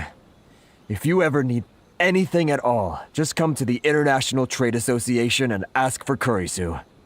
Very well. And thank you for the silk, Mr. Kurisu. See you then. Bye. Safe journey home. Don't go getting robbed again. Traveler, thank you for stepping in to help out. But how come those vagrants didn't seem to know who you were? They must move in completely different circles. Maybe they've never seen anyone from the Kamisato clan before. Perhaps. Either way, I'm glad they didn't recognize me. The fewer people who know what happened today, the better. It's not every day an important person like you helps out someone like Kurisu. It really shows what a great person you are. Oh, your praise is quite unwarranted. I merely did what anyone in my position would have done. I admit that it did feel strange for me to come to his aid. But this should have nothing to do with identity or social class. As far as I'm concerned, it was one individual helping another in need. I guess that deep down, I don't see how a society can be considered just when people encounter such obstacles in their livelihoods. Sorry, I'm getting off topic. Right. Let's head back to Ogura Textiles and Kimonos and give our hard-won silk to the shopkeeper. Okay.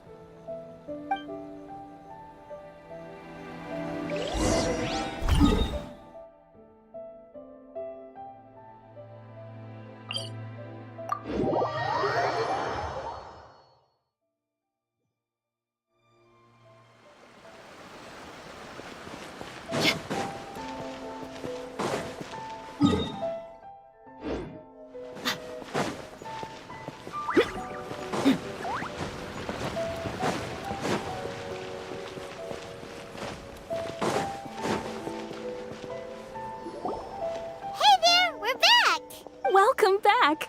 So, any luck at the International Trade Association? Yes, they did. Here.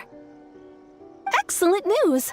So, apart from the silk, I think everything else I need I've got in store already. I just need to go and take stock of our materials. It won't take me a moment. I'll be right back.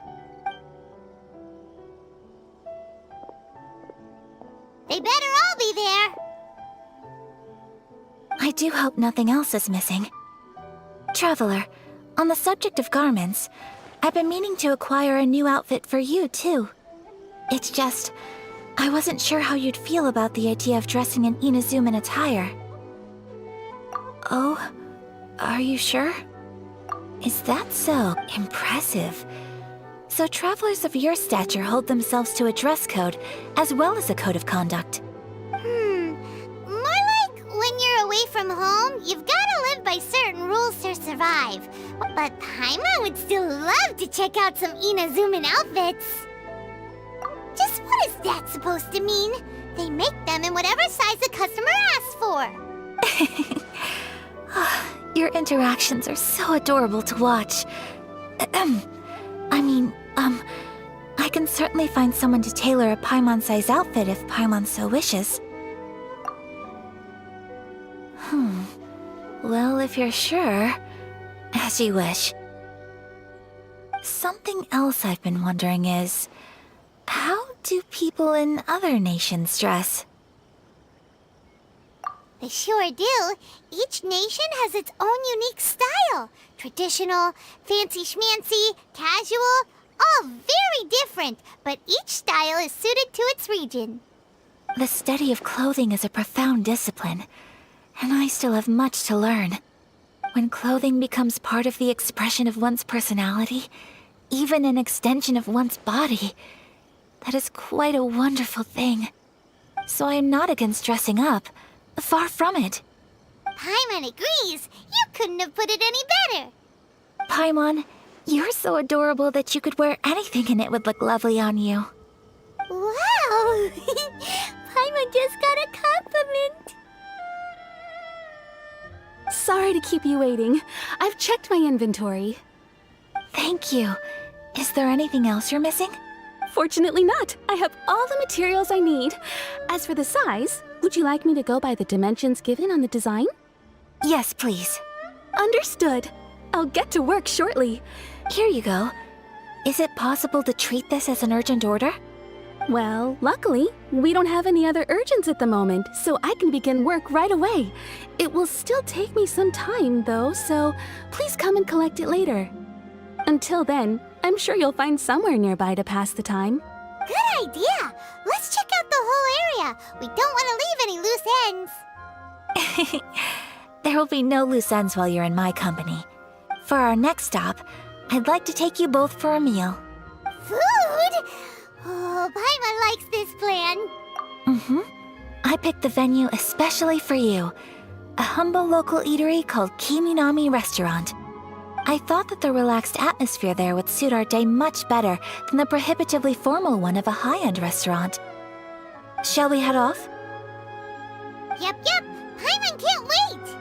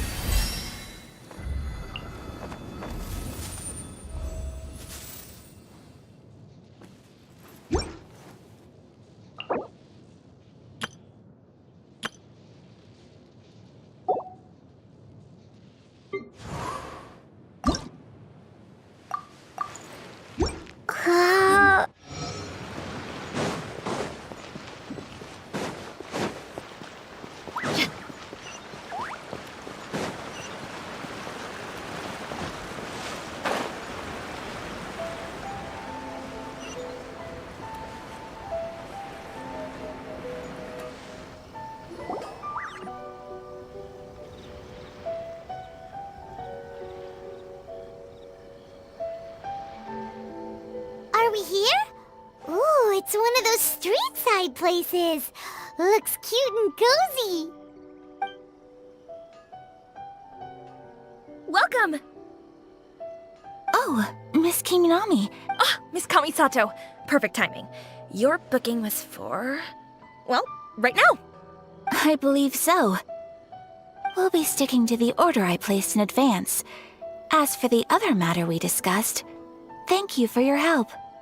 Excellent. No problem. And everything you asked for is ready and waiting. Traveler, tiny customer, please wait here for a moment while I prepare your food. Go ahead and take a seat. There is something I need to take care of, but I'll be back momentarily.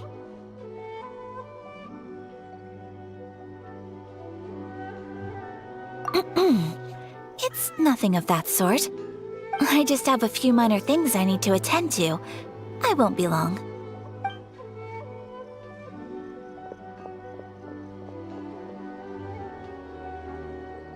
She sure left in a hurry. Whatever it is, it must be pretty urgent. So you two are Miss Kamisato's friends? Well, we serve all the classics. Sure, there are fancier-looking places out there, but the food here speaks for itself. Hope you enjoy it.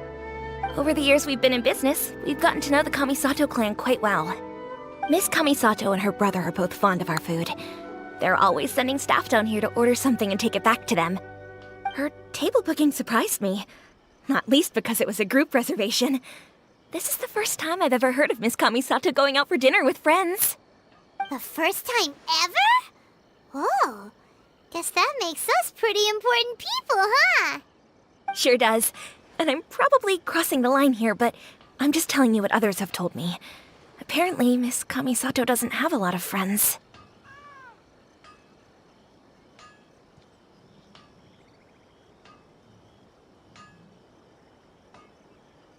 How is that possible? She's so kind and polite to everyone. Paimon would have thought that would make her really popular. That's what I used to think too. But it turns out the rules of social interaction are a bit more complicated than that. Nobody in the neighborhood has a bad word to say about her. They all say she's beautiful, elegant, graceful, not to mention that she belongs to one of the most illustrious clans in the land. In short, they see her as a model young lady. But that's just it. People look at her and they see a model of perfection, and they don't feel like that's something they can relate to. So the majority of kids from our ordinary families don't even try to talk to her. So you see, on paper, she sounds like a girl everyone would want to get to know. but in practice, she finds it difficult to make friends. Huh. Paimon never would have guessed. We don't speak all that much, but we do go quite a way back. I've always admired her for taking on so many responsibilities at such a young age. So it makes me really happy to see her here with friends today. Anyway, relax, enjoy your meal, and please, talk to her as much as possible. I know, consider it a favor for the whole neighborhood. Look after her for us. Huh? That sounded like Ayaka!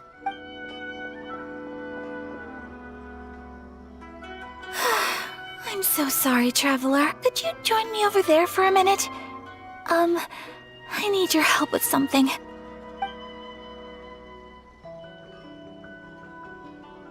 I'm sorry. I didn't... Oh, so that... As you can see, actually, this whole Right! Actually, my mother mentioned, so I thought... A dish from If so, then we've got lots of... Hey! Can I leave you to finish this? Great. Oh, Paimon knows! There's pizza! Pizza? It's an assortment of toppings. That does...